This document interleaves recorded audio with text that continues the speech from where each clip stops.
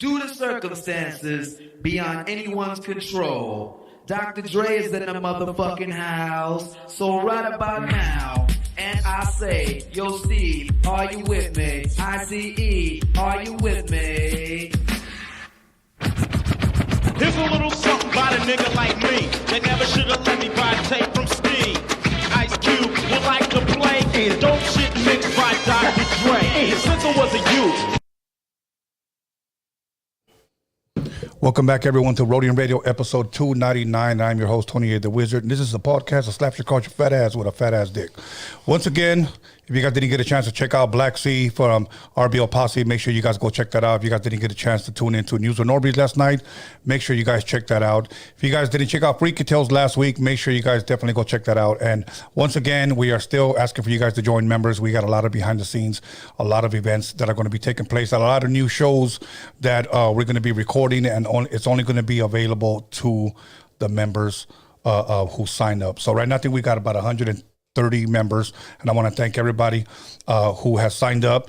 I think we haven't even been up a month yet, so I want to thank everybody who signed up for our membership, and also everybody on the live chat, everybody who's commenting, liking, subscribing, sharing, everybody who's even disliking. Thank you for tuning in, and I thank all the future callers that are going to call at the end of the show. Yes, we are going to be taking phone calls.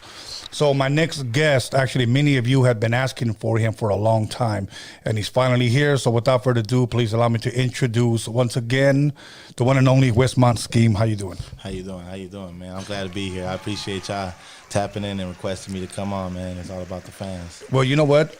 People have been requesting you for a long time, and I have been trying to get a hold of you for a long time, but I'm glad that we made it happen. Absolutely, absolutely. Other than that, man, you know, how was the drive over here? Do you live far from here? Nah, relatively close. You Oh, know, yeah? I'm always hanging out like stripper titties somewhere down the block and up the street. All right, that'll work. Now, yesterday, did you watch the Laker game?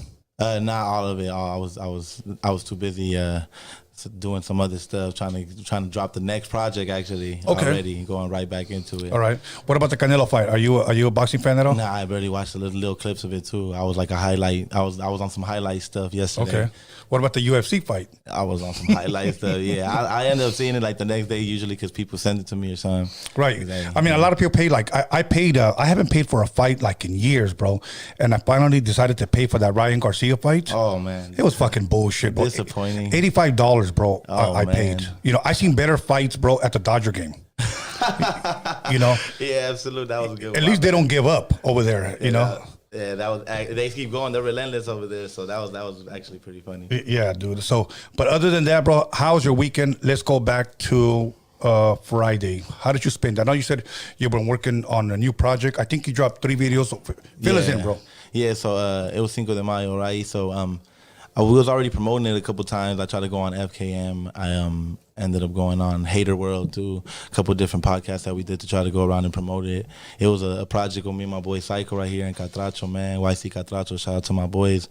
It was really a project with me and Psycho. It was supposed to be me and his project, and we were supposed to be the only people. But then we ran into my boy Catracho down the line, man, and he ended up letting us hear his shit out, and he spit in Spanish. So that was like, it made us step out of our comfort zone, out of the box that we was already in, trying to just rap simply in English. And it was like that step, I think, helped us gain, even if it's like the littlest minimal amount of fans, is different spectrum that we trying to reach, you know? Right. So people could double back and understand, yeah, we trying to be as versatile as we could get. But the project was supposed to consist of me and Psycho, and then we ended up, he's the only feature on there. And I mean, for the most part, all the beats are produced by my boy YE Beats, man. Shout out to him. And yeah, we got that done, and that's what we was doing the whole time. I need to go into marketing it, you know, trying to promote it. That's why we here, you know. Shout out to my boy Tony A for having us up here, giving me opportunity to do this, and yeah, that's what we doing. Well, you know what? First and foremost, let me give a shout out to Hazard. Yo, yeah, you know, big shout out to Hazard. Yeah, because Hazard's the one that connected us, and I'm thankful for that. Because he had asked me about you, and I said, well, I've been trying to get him on, and he was like, okay, I'll talk to him. And I'll be honest with you, I'm glad he did. Yeah. I'm glad he did, because now, a lot of homies reached out too. A lot of homies reached out, just, you know. Right. You know, because one thing that why I don't watch a lot of other podcasters is for this reason, is that when somebody says that they rap, that they love the hip hop culture, when I say the hip hop culture, I'm talking about the graffiti, the b-boying, or the breakdancing, the DJing, and the MCing. Okay, that's the hip hop culture for me. And my thing is, when I watch an interview, and many times I'll see the person conducting the interview ask the rapper questions.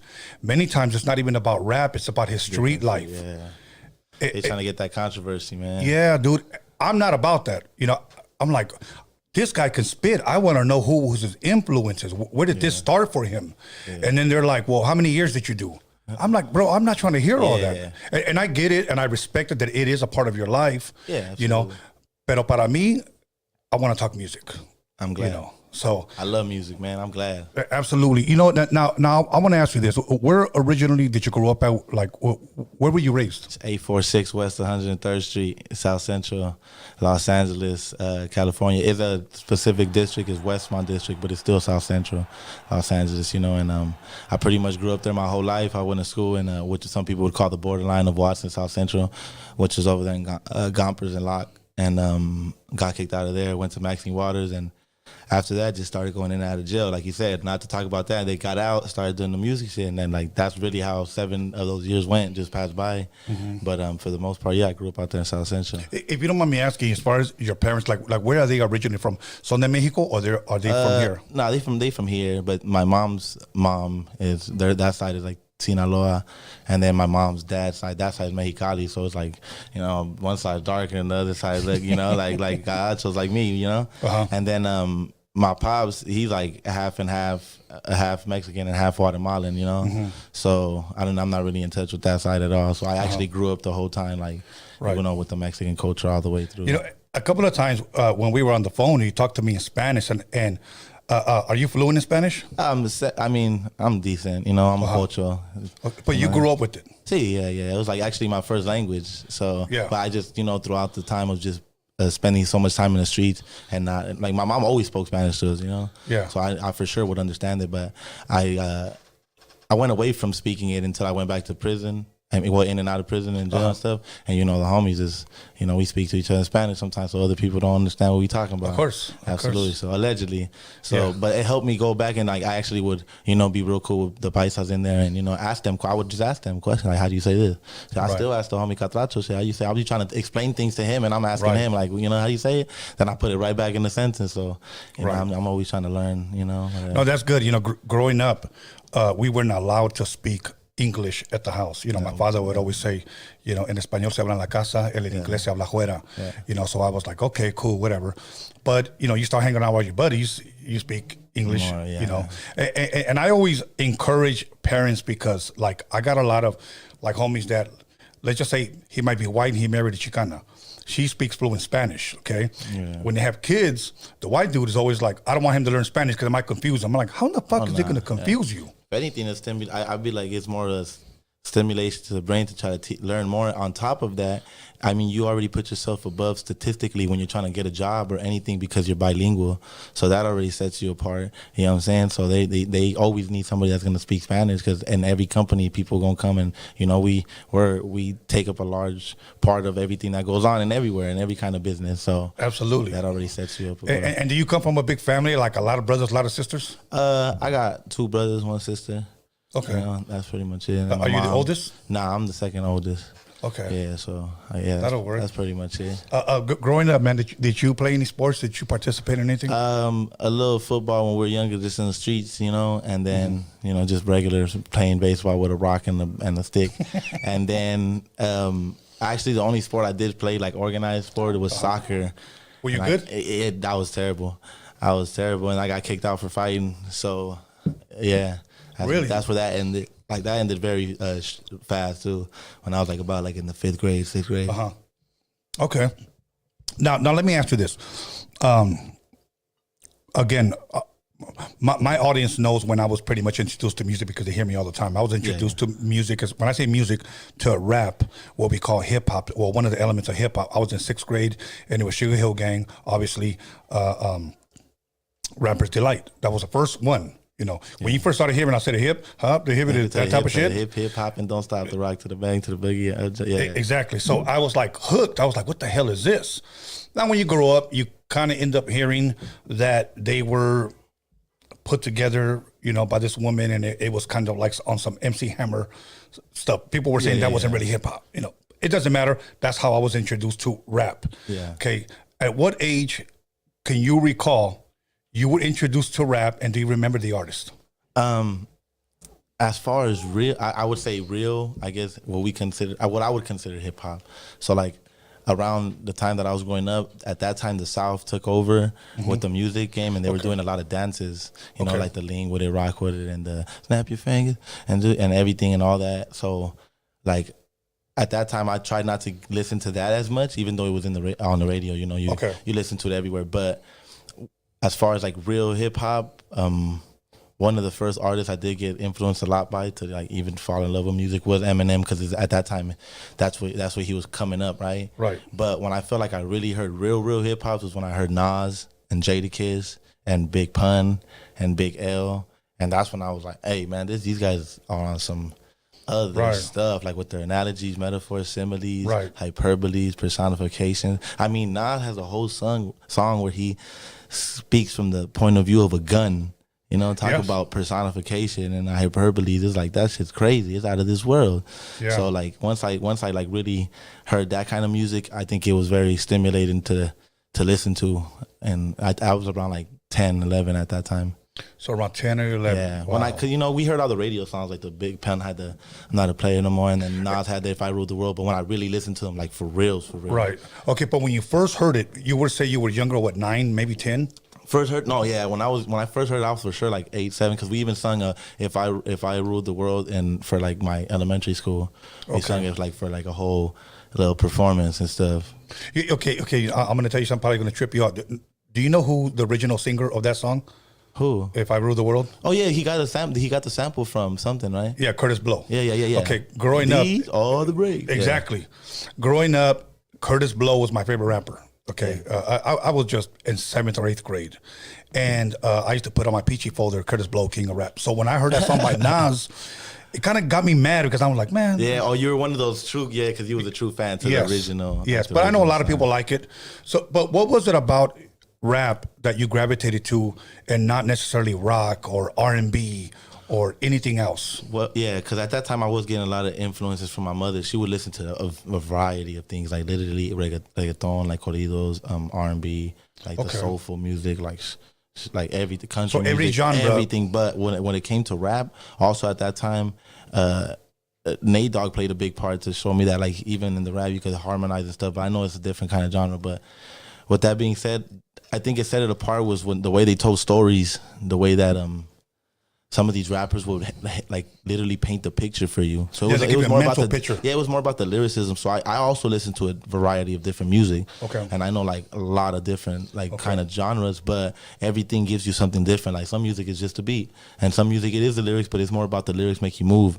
And I think with rap is like rappers paint a picture. It's like they literally paint. It's like the words are art. They literally make you. And to me, I'm a visual thinker. So, like when I used to listen to it, I used to picture all of it, and then I used to write the lyrics down to like really study how they formatted, and all these like alliterations and assonances that they used, which they repeat like the same syllables within each other. You know. Right. And it's like that was like outstanding to me. It was like magnificent. Right. Okay. Wow, I'm actually pretty impressed how much you actually know about rap, to be honest with you. And let me tell you why I say that is because sometimes I talk to a lot of rappers in front of me, like this is my 299th episode. You know, and even though I have other branches on here that I've done, like whether it's drowning with the wizard, drinking with the wizard, smoking with the wizard, verse for verse, etc. A lot of guys, they come in here and they're totally oblivious to like the things that we're talking about right now. They're just like, I grew up in the hood, homie. You know what I'm saying? Rap, yeah, you know what I'm saying, homie. And I mean, you know. And I'm like, look, I'm trying to understand what you're saying, but I want to talk music. And I just like people that are in this culture. When I say that, once again, the hip hop culture that these are educated in what they're talking about. Yeah. Now, as far as a lot of the rappers that you mentioned, the majority of them are East Coast rappers. Oh yeah. Okay, because I know a lot of them. You know, it's lyricism that you're attracted to, from what it seems like. Now, because their beats were fucking kind of ass back then. No, yeah, you're right. You know, and you mentioned Big L. I've gone to Big L's house and sad to say, where he got murdered. What? Yeah. On Lennox? Yeah. On Lennox Ave? Well, whenever I go to New York, I stay in Harlem where my friend lives. Yeah. So I'll stay over there. And I always encourage every rapper that truly loves this culture that if you're going to be, this is going to be a part of your life, at least visit New York at least one time. Dude, take the tour. That's literally been, not to cut you off, I got excited. My mom used to even tell me to have bigger dreams because I only had 2 dreams when I was a child, and that was to get on a plane and go to New York. Like, I knew that was a hip hop mecca of at that. I mean, you know, to me, it's just like that's where it started, and just to be in those places, I feel like where these dudes were spitting, and like Big Pun and all these where they grew up. I feel like just grabbing, like getting that feeling, you know, just from just being there. I feel like was just. Like, I don't know. I still dream about it to this day. And one day we're gonna make it happen. Now I made some connections with some people out there in New York, man. My boy Johnny Vogler out there. He just be going on tour with the Aniacs, man, people. And besides that, like now I get the plug. So like we go out there, we make a song, and we can shoot the video. And like one thing about me, okay, growing up. We grew up on East Coast rap. Of course, I grew up with the Fat Boys, with the Run DMC, with the Salt and Pepper, with the Curtis Blows, with the Beastie Boys, the LL Cool J's, the Roxanne Shantays, all of that stuff. Yeah. So growing up, you know, we consider ourselves B-Boys because B-Boys stood for us breaker, a break dancer. So we said everything happens in the Big Apple. We got to go out there. This is 80s. Okay. Yeah. Oh, that was like the mega. Yeah, they were popping out there. Yeah. You know, and East Street and all that. Yes, exactly. So when you grow up seeing all that, you just think like everybody in New York is dope. If you're a DJ from New York, you're dope. If you're a popper from New York, you're just dope. That just sets you apart, huh? Yeah, it does, bro. So when I finally made it out there and I started traveling, like 1991 is when I pretty much started touring. Okay, yeah. And I went out there, man. It was just like a whole new thing for me. It literally changed the way I thought about music and the way I thought about rap. So I always encourage people, get out of your hood. Absolutely. Get out of your hood. And it's not in a way to diss your neighborhood, but you deserve better. You just got to go experience different stuff. Yeah. It's true. Okay, I'll give you an example. When I first started doing mixtapes in 1987, we did a mixtape in 1989, and it really, really sold. And when I say a mixtape, we did cassettes. I sold it to a Japanese vendor by the name of Steve Yano that he used to sell at the Roadium swap meet. Yeah. Okay, that's where it all started for me. Yeah. So he would sell them, and he would always tell me, man, this one was a fucking hot one, bro. And we made an original song called I'm Not Your Puppet on a mixtape. So when he sold it, he just tells me, you need to do another one. Now, I was just a DJ that just did cutting and scratching. Yeah. So I said, fuck it. On the other side of the record, there's a song called Sitting in the Park by Billy Stewart. Let me sample it. We did it on a 4-track. My boy High C from Compton rapped on it. We gave it to him, and he sold it, okay? Yeah. We ended up getting a record deal through Disney, a 7-year record deal. Through Disney? Yeah, through Disney. I was signed to Disney for 7 years. And we ended up getting a record deal, and then I was forced to become a producer. I didn't know anything about production, so my manager bought me a drum machine, and there starts my whole career, okay? So for me, when the reason why I'm sharing this is because when I sampled those oldies, I was thinking hood. But when I started to travel, you seen how much, and I started hearing Tribe Called Quest. I started hearing, Black Moon, and I started hearing just everything that was coming out of Biggie, you know. And I'm like, music is just much more than my hood. Yeah, it's worldwide. It could be worldwide. Yes, I'm really like realizing that now. Yeah, it is, and it just changes everything, bro. You know, I was working with the artist that I'll mention. I'll tell you afterwards. I was about to take him out there. I said, we're going to land in Philly, and then we're going to catch a train. We're going to go to New York. I need you to see certain things because isn't a change. Another spot. Yeah, that shit's hot right there. Yeah, first time I flew into Philly in 1991, I got off the plane, and I told the guy that was picking us up, the promoter, take me to the Rocky Steps, and that's why I have Rocky right there. So, I ran out those motherfuckers. You did the same. I lifted up my hands, threw my hands in the air, and I waved them like I just don't care. I swear to God, I even told my boy, I was like, man, look at that. He got it right there with him waving there. That's how we gonna be, man. So I always encourage about it. Make sure you travel. Yeah. Now I'm gonna ask you a question. In what format, besides radio, in what format at home, if you can recall, was music introduced to you? Let me elaborate. At home, I put some stuff together that I want to show you. Okay. Some of the first things that I was introduced to was at home was 8-track. Are you familiar with these? I'm not at all. Okay, that's called an 8-track. I am only familiar with them because of the internet, but I've never really even seen one in person. Yeah, well, that's tape. The sad thing is, this is where you get that real good. You can never rewind it. But it sounds, from what DJ Cook was talking about, yes, it gets the best, sound. You put that shit in there, and it just plays wherever it stopped.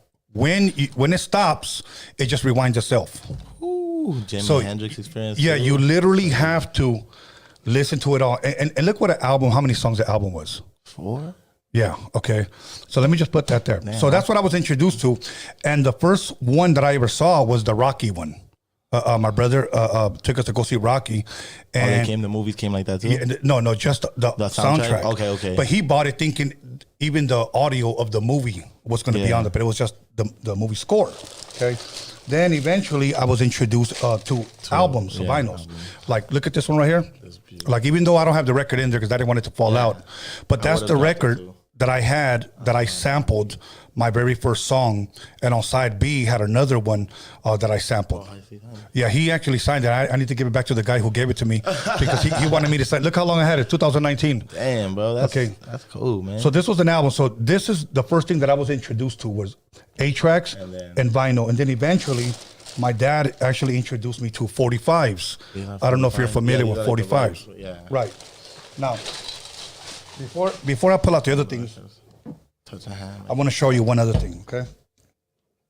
I don't know if your school or if you ever saw one of these before, but I want you to check it out. It's a turntable. That's We're good.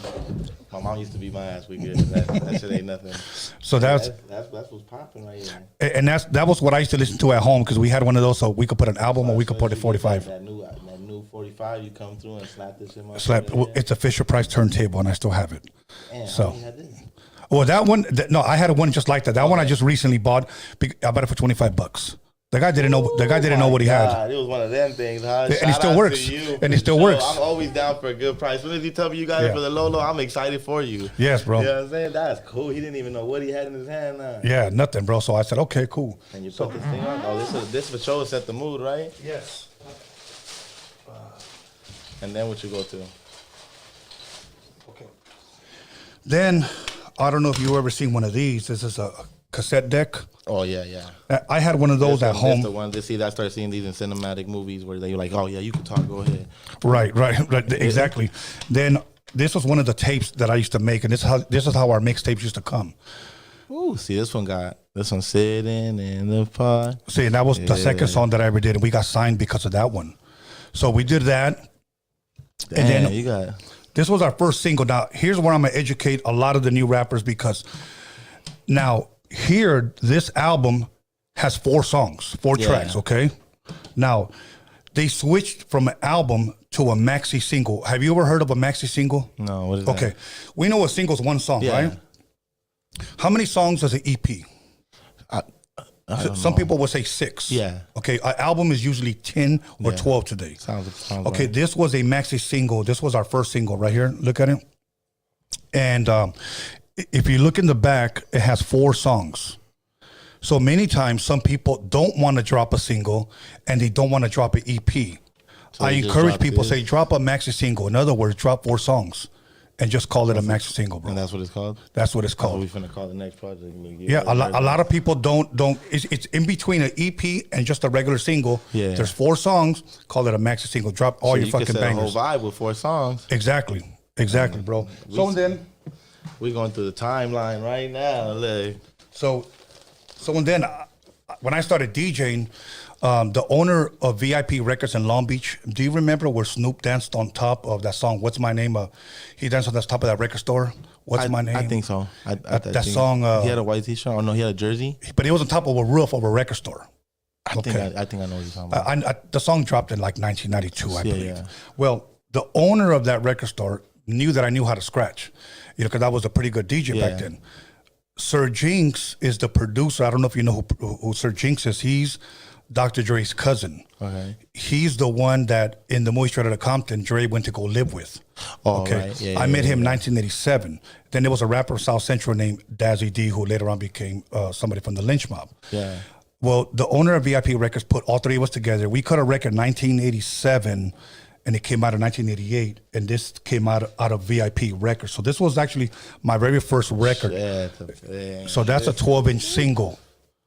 12 inches. Oh yeah, they already know. So you could just throw it on top of there if you want. Yeah. So I guess I'm sharing with you the evolution of music. This is great. This is This is wonderful, actually. Yeah, I appreciate you for showing me that. Thank you, man. So for me, it started with A-Track. Yeah. And then I saw, of course, albums. And then eventually, I saw 45s. Then I saw cassettes. Yeah. Okay. Then I started doing my own shit. Yeah. Okay. But you went back kind of like now this was my album cover. And the reason why this is special for me is because that was released. That's you? Yes. That's my boy right there. Look at my boy Tony. Yeah. Look. That was released. Fly. Look at my dude. Look. Your socks is high as hell. I know they up to your kneecap right there. Yeah, I know you had them baseball sliding socks. Look.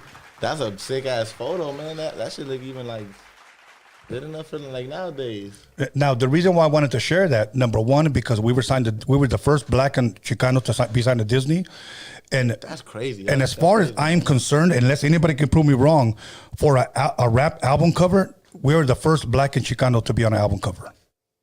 Damn, that's crazy. So this is history right here, man. Yeah.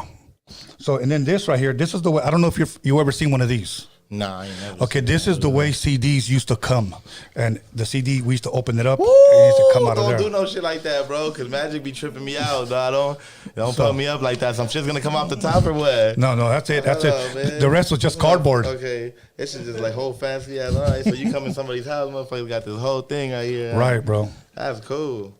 This motherfucker. See this? Okay, so this is my evolution started. Yes. To answer your question.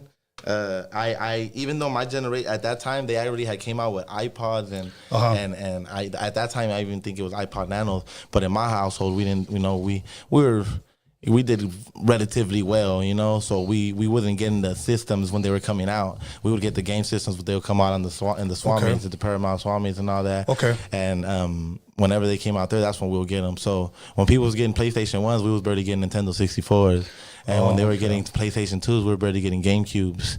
And then so on and so forth. So with the whole music thing too, I actually was still listening to CDs. And I remember I had a busted ass CD player that used to have to like hold at a certain, and then you have to hold it, and if you was it a CD Walkman? Yeah, it was a Walkman. Yeah. Okay. So it's like I used to have to hold it, and if you try to turn it or anything, it's like stop playing the shit. And I used to get CDs, and I used to like take CDs from like all of my older uncles and everybody who I even had any kind of music that I would like. That's also why I like different kind of music though, because sometimes the CDs I found weren't the ones you really wanted to listen to, but you're like, it's the only CD I got, Right. So yeah, that's where I started off with was the dad, and like I really wasn't too tech savvy, so I stayed with that for a long time, and then finally ended up acquiring myself an iPod, something. Okay. So I acquired it down the line, and that's where I went from there. Did you ever have a computer where you were taking music off of LimeWire? Nah, we didn't have a computer when I was growing up. Oh, bro, okay. I barely learned how to use a computer recently. Yeah. I think it was like 2005. I had a computer, and I started fucking downloading music off of LimeWire, and then that's when your computer catches AIDS. Yeah. Like seriously, bro. I ain't gonna lie, I had some. Allegedly we used to sell bootleg movies and CDs. So okay. I for sure had the shits, but I never knew how to do it personally. Like we never did. Like I said, we didn't have a computer in my household. But yeah, those were crazy though, because you had all type of shit on there. You didn't have to listen to just that one artist. You could mix it up, and to me that was already like record. I was like a record breaking. Like, oh, somebody should take note of this, not knowing that they already got these iPods with like thousands of songs. Right. But that was pretty cool to me. Yeah. No, but the reason why I wanted to show this to you is because I wanted to show you the evolution of where music is today. Because today you have everybody that has songs on Spotify, on all platforms, major platforms, and on YouTube. Okay. Yeah. It saddens me that your generation will probably never ever experience things that I've experienced, but I understand that times have changed. Yeah. But let me give you a perfect example. There is no greater feeling in the world as an artist, whether you're a DJ, whether you're a producer, or whether you're a rapper, to hear your song on the radio. Yeah, there is no greater joy than that. I was in San Francisco at one of the biggest radio stations out there called KMEL. Yeah. And I remember I walked out of there after doing my interview. We got on our van. We're about to take off. And the guy announces us, this is High C featuring Tony A. I'm Not Your Puppet. First time playing on the radio. And they played it, bro. And I thought to myself, fuck, I made it. Yeah, hard. I made like, I don't care whether people like it or not. I got to hear my shit on the radio. That's what's up. Okay. And today it's different, because today you release it on Instagram and say, hit the go to the click the link on the bio. Yeah. Go to my YouTube, yeah. whatever, and it's cool. It's out. Okay? That's how we did our shit. So I know exactly what you mean. You're right. It's different than when your song drop and you see it on the radio drop. Now let me ask you this: do you have any recollection ever as a kid growing up and going to a record store? And I'm not talking about an independent mom and pop store. Yeah. Let me name some stores like the Warehouse, Music Plus, Sam Goody's, Tower Records. None of the above. I didn't go to no record stores. Really? I used to steal my CDs from Target and No Walmart. shit. Yeah. Walmart. They still sell CDs at that time. Yeah. Shit, I haven't seen a CD there recently. Right. So. Right. But I never went to no record stores. I'm telling you, I never really even took the music thing all that serious. I just was always loved music. Though. Right. I love listening to music and Now, imagine going into a record store, okay? And they have Wessmont Sskeme album or whatever right out there there. in the other show. Yeah, okay, right there. cool. So you're watching some girls walk in. Then they pick up your CD and they're like, oh shit, this guy's cute. Oh, Yeah. there's 3 of them. One is a blonde, one is a brunette, one's a redhead. I already made up the whole scenario. Go ahead, continue. Okay. Let's get this. This shit knocks right here. Who said that though? The blonde one? The blonde one. Okay. The blonde one. Okay. So then they all walk to the register, and you're right there. Oh shit! I know what they wearing in your time too. They had the outline with the lipstick too in the 90s. All right, here, go hit it. Okay. So you're walking out, and then they're like, hell yeah, let's bump this shit. Here's the thing. Your guys' generation will never experience that, bro. Fuck. And that's what saddens me. Is because I think a lot of this excitement has been taken away from you guys. I think I hear what you're saying. I think there's an equivalence to a certain degree because we've been hanging out in the streets on the block or whatever, right? And random ass spots, and I've heard my song being played by people passing by. Now you just randomly. So I honestly I think that there's still it obviously, like you said, times change. So I think the situation and the settings change to a certain degree, but when I heard people bumping my song, and I didn't even these are just random people driving by on a regular Tuesday, excuse me, Tuesday, Fridays, whatever, and they bump your song. So I think that was pretty cool. And then also I've been in spots and they didn't even know that I was there or nothing because I'm still not really nobody. And they played that song, That's So Rough, So Tough. So that was pretty cool. And just, See, but that's one thing that I've experienced too. I remember I was at a fucking phone booth calling this girl. Back then you paid 20 cents. Yeah. You call this girl, talking to her, and then these Bloods pulled up because back in the day, in the 80s, it's just East Side Weed Meadows, West Side Weed Meadows, and then you had the East Side Pain, and then you had Waterfront Pyro. Okay, yeah. So these dudes used to bang on us. So I remember these guys threw up the beat, and I'm like, fuck. Just 10 of them in a fucking car, and then but they were bumping my mixtape. Nah, that's the crazy part, bro. I'm like, they're fucking banging on me and they're bumping my shit. Damn, that's crazy. Yeah, so I just kind of turned around like this, and then you're throwing up the beat, and then they fucking took off. Okay, cool. That's crazy. That's funny as hell. No, man. but it is funny. Now here's another one that I experienced. Go to a house party. I don't know. Do you guys still throw house parties? Yeah, I mean, when I was younger, they called them flyers. Okay, yeah, well, same thing. They pass out flyers, and they actually pay $5 at the door, and then you walk in, whatnot. Now, here's my thing. When the DJ knew that I was there and he played my song, I'd fucking leave. I would just leave because I was fucking embarrassed, bro. So, I didn't like that they would play you? No, I didn't. What you mean, man? Because I get embarrassed, bro. I understand you, though. I have been kind of, sometimes when we just hanging out and I do want to hang out, but honestly, I don't know. In the beginning, I did used to, but I could see why after. Your shit used to get played a lot. I mean, back then, y'all the equivalent of viral now. They don't even understand that shit was really a feeling back then. It was. To everywhere you fucking go to, and they was playing that shit. Because I wanted to go where my stuff wasn't being played. I wanted to relax. I didn't want nobody to recognize me or anything. Yeah. But when they play it and the DJ says, "Oh, he's right over there by the tree," I just fucking grab him. He was over there with the beer in his hand, minding his own business, huh? And I just leave. I was like, "Okay, cool. I'm out of here. Thanks, DJ. Thanks a lot, huh? Burn the spot." Yeah, exactly. So now that you're doing, your own stuff, do you release hard copy still, or is everything's digital? Nah, right now everything's digital. I do want to come back around to the hard copy stuff, though. I think it's just not in the budget right now. You know what I'm saying? But because they have outlets to do it, they still have. And one thing about if it even sounds as ignorant as it sounds, the one good thing about music in prison is that you could still get the CDs when you order it off the catalog, which was to me pretty cool because I mean, I know they just making the copies, right? But at least you still get that print on the CD, and it's not like you can't get that out here anymore. Especially of like Nas, Illmatic, of like JEDI Kids of Death. You can't get none of those in hard copies no more. Yeah. So I think that was pretty cool. So I do want to make the hard copies to like get that real feeling of hip hop. And like you said, that's where I started. Like you started on the 8-track, I started on the CD. So okay, I'm gonna give you something that a lot of people probably missed. Okay, in here you have credits, small credits. Yeah, I always read those. Okay, yes, always read those. Same here. Okay, how do we read these digitally? Oh, you know what? I actually try to give a description, and pretty much the same thing, honestly. I think I can vouch for that.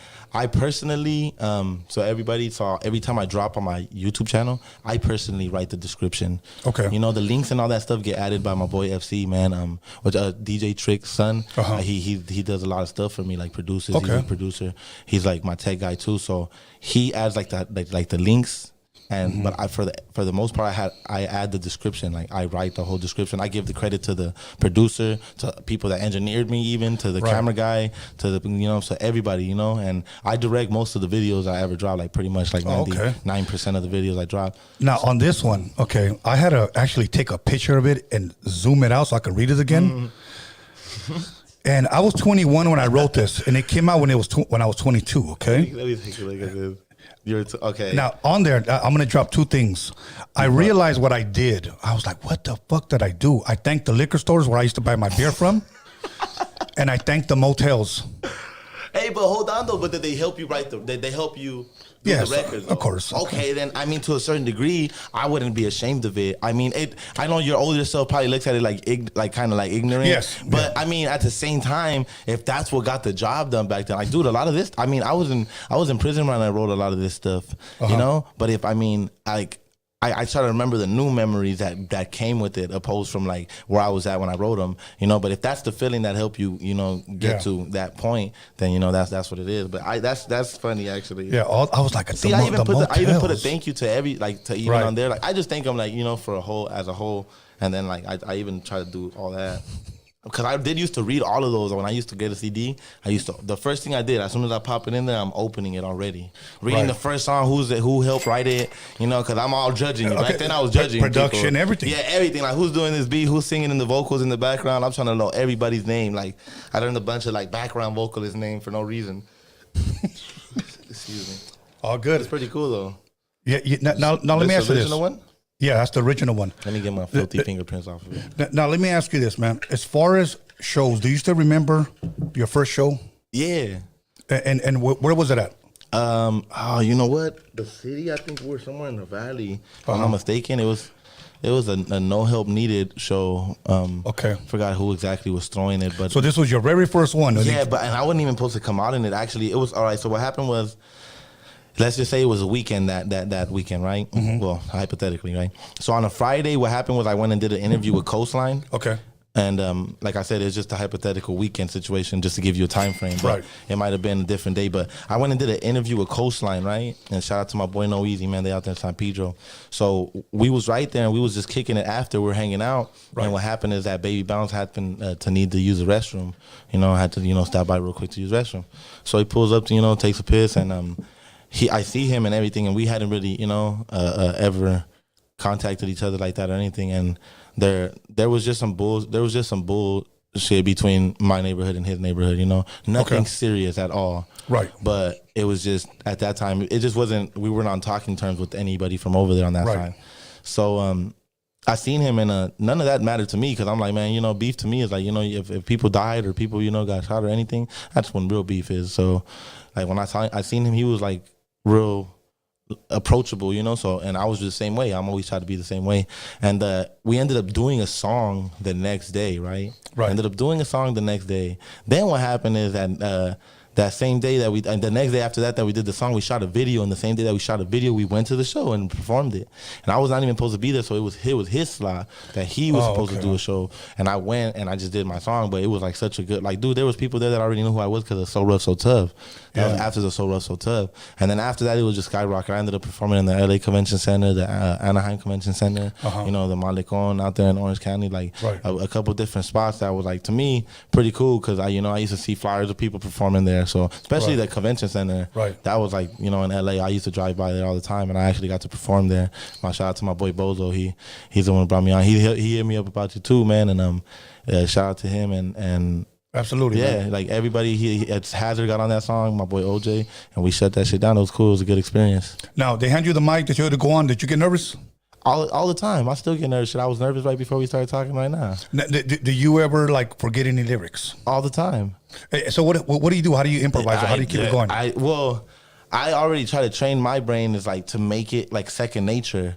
So what I would do is if I'm gonna perform something, so even if it's like a set of like 6 songs, I would literally rap it so much in that same order to the point where I could start doing anything. Like I could start doing household chores and like still be rapping it. And I would not catch myself keep rapping until the second song and I still rapping the lyrics. So I'm like, okay, it helps when you forget your lyrics. 'Cause you get nervous. It's not that you forgot your lyrics, you're just nervous.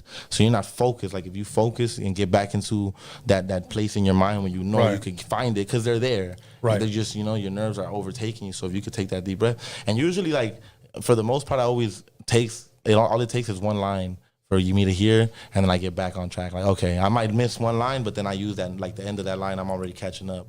Right, you know? right. So, I mean, it happens. It happens to the best of us, I think. Okay, let's go back a little bit. How old were you when you recorded your first verse, you played it back, and you listened to yourself? Do you remember when that happened? 17, yeah. 17 I years didn't old? record it myself, but my homie did. Okay, where were you? At his house? At his house over there off of Gage and Broadway, and he had his own little setup with a computer and a microphone in his closet.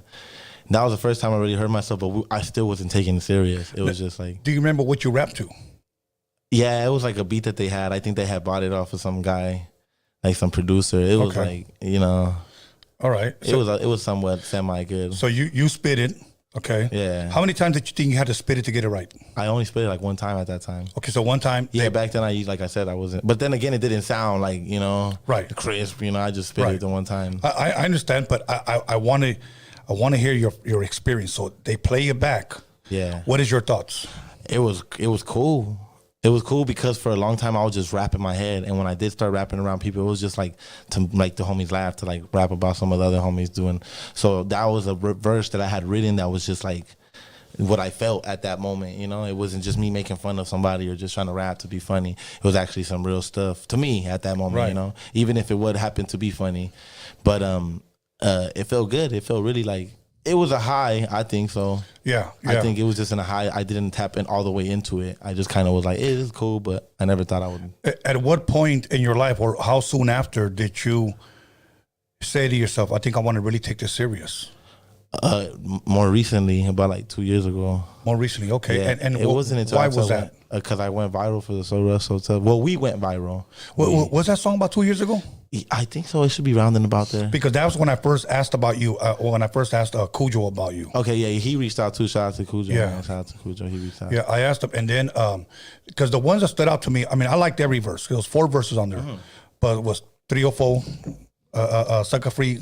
Oh, yeah, it's like a free 104. My boy, Eastside Mayor. My boy, Mr. 459 Bandit. It's like a free 104. Yeah. The city where the planes fly low. Yeah. Shout out to my boy, man. It was him, and then it was you. And I was listening to it here with Cujo, and I said, who is that guy right there, man? But I'm going to tell you what got me. It wasn't the So Rough, So Tough video. It was a So Rough, So Tough Spliff DTV reaction. Yeah, that shit actually got me a lot more traction at that time, I think, than anything else. Yeah, like, bro. When he kept rewinding it and playing it, I was like, okay, this is what sold it to me. Shout out to him too, because a lot of people hit me up and like, hey, man, how much you pay him to do that shit? Because that nigga, he did a good job. And I was just like, man, I didn't pay him nothing. Like, if anything, my homeboys that got me to start rapping, my older homeboys, I didn't even know about Spliff like that, you know? Like, no offense to my boy. He's like a real cool homeboy now. I have to consider him like a homeboy. He's always welcome over there where I'm from. But I didn't really know about him because I didn't really pay too much attention. Like, when I told you that when I was in there studying it, because they wanted me to rap. So they would give me phone time, allegedly, right? Right. But to study it. And I would make my phone calls, but I would study, like, everything that was going on. So, like, for some reason, Spliff TV just never came up. They told me about him, though. So when he did the reaction, they were the ones that called me in the middle of the night. They're like, bro, you know he dropped the reaction. And I'm just like, man, I didn't think too much of it. And then sure enough, his co-signing it, not me even knowing how much of an influence he has within our community, which shout out to him, bro, because shit, he shed a light on a lot of people that a lot of these other blogs don't ever even talk about. So, shout out to him. And when he did that, it gave me like that solidification. I had him here. I don't know if you ever saw the interview. Yeah, I seen it. He's funny as hell. Funny as hell, dude. He's funny, man. He think he's funny. I'll get on his ass. I hope he sees this too. It was funny because when I saw him like doing the reaction, I thought he was a short little black guy. He walks in, hell no, he's not, bro. Yeah, he tall. He tried to be taller than people and shit. Hey, look, I'm finna be if you show him this, I hope he see this. I'm finna do a reaction video to your reaction video because he tried to talk shit in one of the homies in Psycho's video. He did a song called Suitified, and I directed that video. He was over there trying to talk shit. I'm finna do a reaction video to a reaction video because I couldn't even see your hairline when we usually had the camera right in front of you. You gotta like put your head down a little bit, man, so you can show that. But that's neither here nor there. Anyways, back to this though. You were saying? Yeah, so that's when I first heard it, and then that's when I began to ask about you. But I was thinking about, wow, how long ago it was. But now, if I'm correct, was that an answer back to another one, correct? Some guys from Oxnard? Oh, yeah. No, it wasn't I don't think it was an answer to, because I don't think they really even posed the question, right? And I say that to say, like, I don't think their intention was to, like, they just made a cool track, It was a cool track. I fuck with them. So they did it, and then whose idea was it to do one over here? I said it a lot of times on a lot of different platforms, but just to let your fans know, Avenue Baby, man. Avenue Baby from Lennox. He's Sucker Free 104's older homie. And when I say older homie, he's not like, 1,000 years old tampoco, but he's just older. And he did his time. He did his shit. He kept the GP. So they reached out to me, and I had just got out at that time, like literally just got out. So to me, it was like a perfect opportunity. And to be completely honest with you, I said this a lot of times too. I didn't think it was going to be as big as it was going to be. I fucked with the song. I believed in it, 1,000%. I just didn't think it was going to be as big as it was. So after we did it, and it was like everything came together like perfectly. And excuse me. Obviously, there was some part of the formula that worked because we got 2.3 million and counting, Yeah. So you got recognized a lot for that song. Yeah, well, we helped. That literally launched everything. After that, I built my YouTube channel. I built like the Instagram. At that time, I literally only had like 30 followers. Went from 30 to 300 to 3,000. Like literally in the matter of like 2 weeks. So then I started slowly building after that. Like now, I think we got like 6,000, 7,000. And I believe that we worked hard for an organic following, and I appreciate every last person that stays tapped in, because we got damn near the same amount of subscribers. We have we're 6,000, 6,500, I think, or getting too close to that point. That's dope, man. When you can win fans like that, it's been hard for me to build up an Instagram page because I've been doing this podcasting a little bit over 3 years. And ever since I got rid of one person from my camp, all of my Instagram pages have been deleted. This is now my 7th Instagram page. I've never had an Instagram page longer than a year, and I've been doing podcasting for 3 years now. Damn, so I get to 10K, 13K, deleted. Every time I try to put in for my certification, deleted. So it just never, And I know that must suck, dude. I'm honestly like, I really gotta do that, get the backup page thing, because I'm gonna be honest with you, that might discourage me, because we worked so hard for like every last one of those followers. 7 pages, bro. My Facebook's been up there. I've been thinking about doing Twitter. I got somebody running my TikTok. I can't fuck with TikTok, bro. But I know that's the thing that everybody's on. Let's start tweeting, dog. Yeah. You know what I'm saying? I'm just start tweeting shit. Just random ass even shit. Saying tweeting sounds like tweeting. Yeah, it sounds I can't, sounds fruity. I didn't know if we were allowed to say that shit. You can say whatever the hell you want. I use it as the old school when, back in the day when we was younger, gay just meant like, it didn't mean the same shit it mean now. Hey, that was weak. It was fucking, what the fuck are you doing? We're not doing that. Like, that shit's gay. We're not going and playing hide and seek no more. No, but it's all good, man. So now, are you active on your Instagram where people can reach out to you and ask you anything? Man. I appreciate that too. SS Vermont, VERMONT 02. And that's also for my TikTok. I'm trying to promote my TikTok. I barely have like one post about to go up right now, but I'm trying to, shout out, the same thing, SSVEROMNT 02. And then my YouTube is Wessmont Sskeme, and the Wessmont is spelled with the double S's. So it's WESSMONT, and then it's SSKEME. And the first one that's gonna pop out is like the DistroKid one, the distribution. So don't let that one fool you. It only says like I have like 770 subscribers. But there's another one, if you scroll just a little bit down, has a picture of me with the Vermont shirt on and with the Mexican flag and a Vermont hat, and We right there. We trying to get to 7,000 right now. That's the objective. But I appreciate every last person that subscribes to the channel and leaves a comment. We just dropped the tape, man. Okay. We just dropped the tape. Well, tell us about it. Fill us in. So yeah, so it's a 6-track tape. It got 3 videos. That's what we debuted my boy YC Catracho, you know. And for those that don't know, Catracho means, you know, male from Honduras, you know. So the female from Honduras would be Catracha. So my boy YC, the YC the differentiates him, and he spells the Catracho with a K, you know. We had a little bit of technical difficulty with the spelling error on the cover art, but that was all mine. That was all my fault. But with that being said, that's my boy Catracho. We got 2 songs on there. He actually, out of the 3 videos, 2 of the videos are to his songs that he helped us with, you know. So shout out to him, man. It's his debut that he ever dropped anything like that. And then my boy Psycho, we've been doing it. So he been helping me out, and he was the one that helped me build the whole tape. He created the ideas for like at least 3 of the songs on there. So it was a great opportunity to showcase what we had to go, like, to offer the rap game as we're entering it right now. Because I believe we're still like, I'm still trying to establish ourselves, you know. Right. Okay, so now you dropped 3 songs, 3 videos. What has been the response that you've been getting? Oh yeah, so off the 6 tracks that we dropped, one of the videos I didn't even think was gonna get as much traction as the South Central LA video. I think we got like 6,000 in one day, and then the other ones they had barely reached like hitting 2,000 in one day. You know, This is the second day, but I appreciate even those views. You know what I'm saying? Like some people can't even get 1,000 in a week, a month. You know, so trust me, I didn't mean to talk down on it like that, but yeah, the highest trending one is the South Central LA one, man, and then we dropped Eddie Guerrero remix, which was, you know, to the song he used to come out to, and then a song called Seagull, which was me, Psycho, and Catracho rapping in pure Spanish. So I actually dropped a song and I'm rapping in Spanish for all the people that's looking at me like I look like a gabacho, you know, like why he talk like that? You know, I'm from South Central. That's just how he talk. I grew up off of old crackheads, pimps, and hookers. That'll work. Yeah. You mentioned hookers quite a bit. Oh yeah, I fuck around. Shout out to them bitches. They out there getting their money every day. Rain, sleet, or snow, no matter what's happening, them hoes be tornado? On Figaro. Yeah, I swear. They had a tornado in Compton. You seen that recently? Yeah. I wish that motherfucker would come through South Central. I'm gonna shoot at that bitch. It's gonna send some bullets somewhere. That shit's gonna send them bullets all the way to Inglewood or Watts or something, man. Yeah. Now, let me ask you this. Now, as far as on this 6-song, it's 6-song album. Yeah, 6 tracks. Okay. You mentioned like Catracho. Yeah. Did you have any other features on there? None. He's literally the only feature.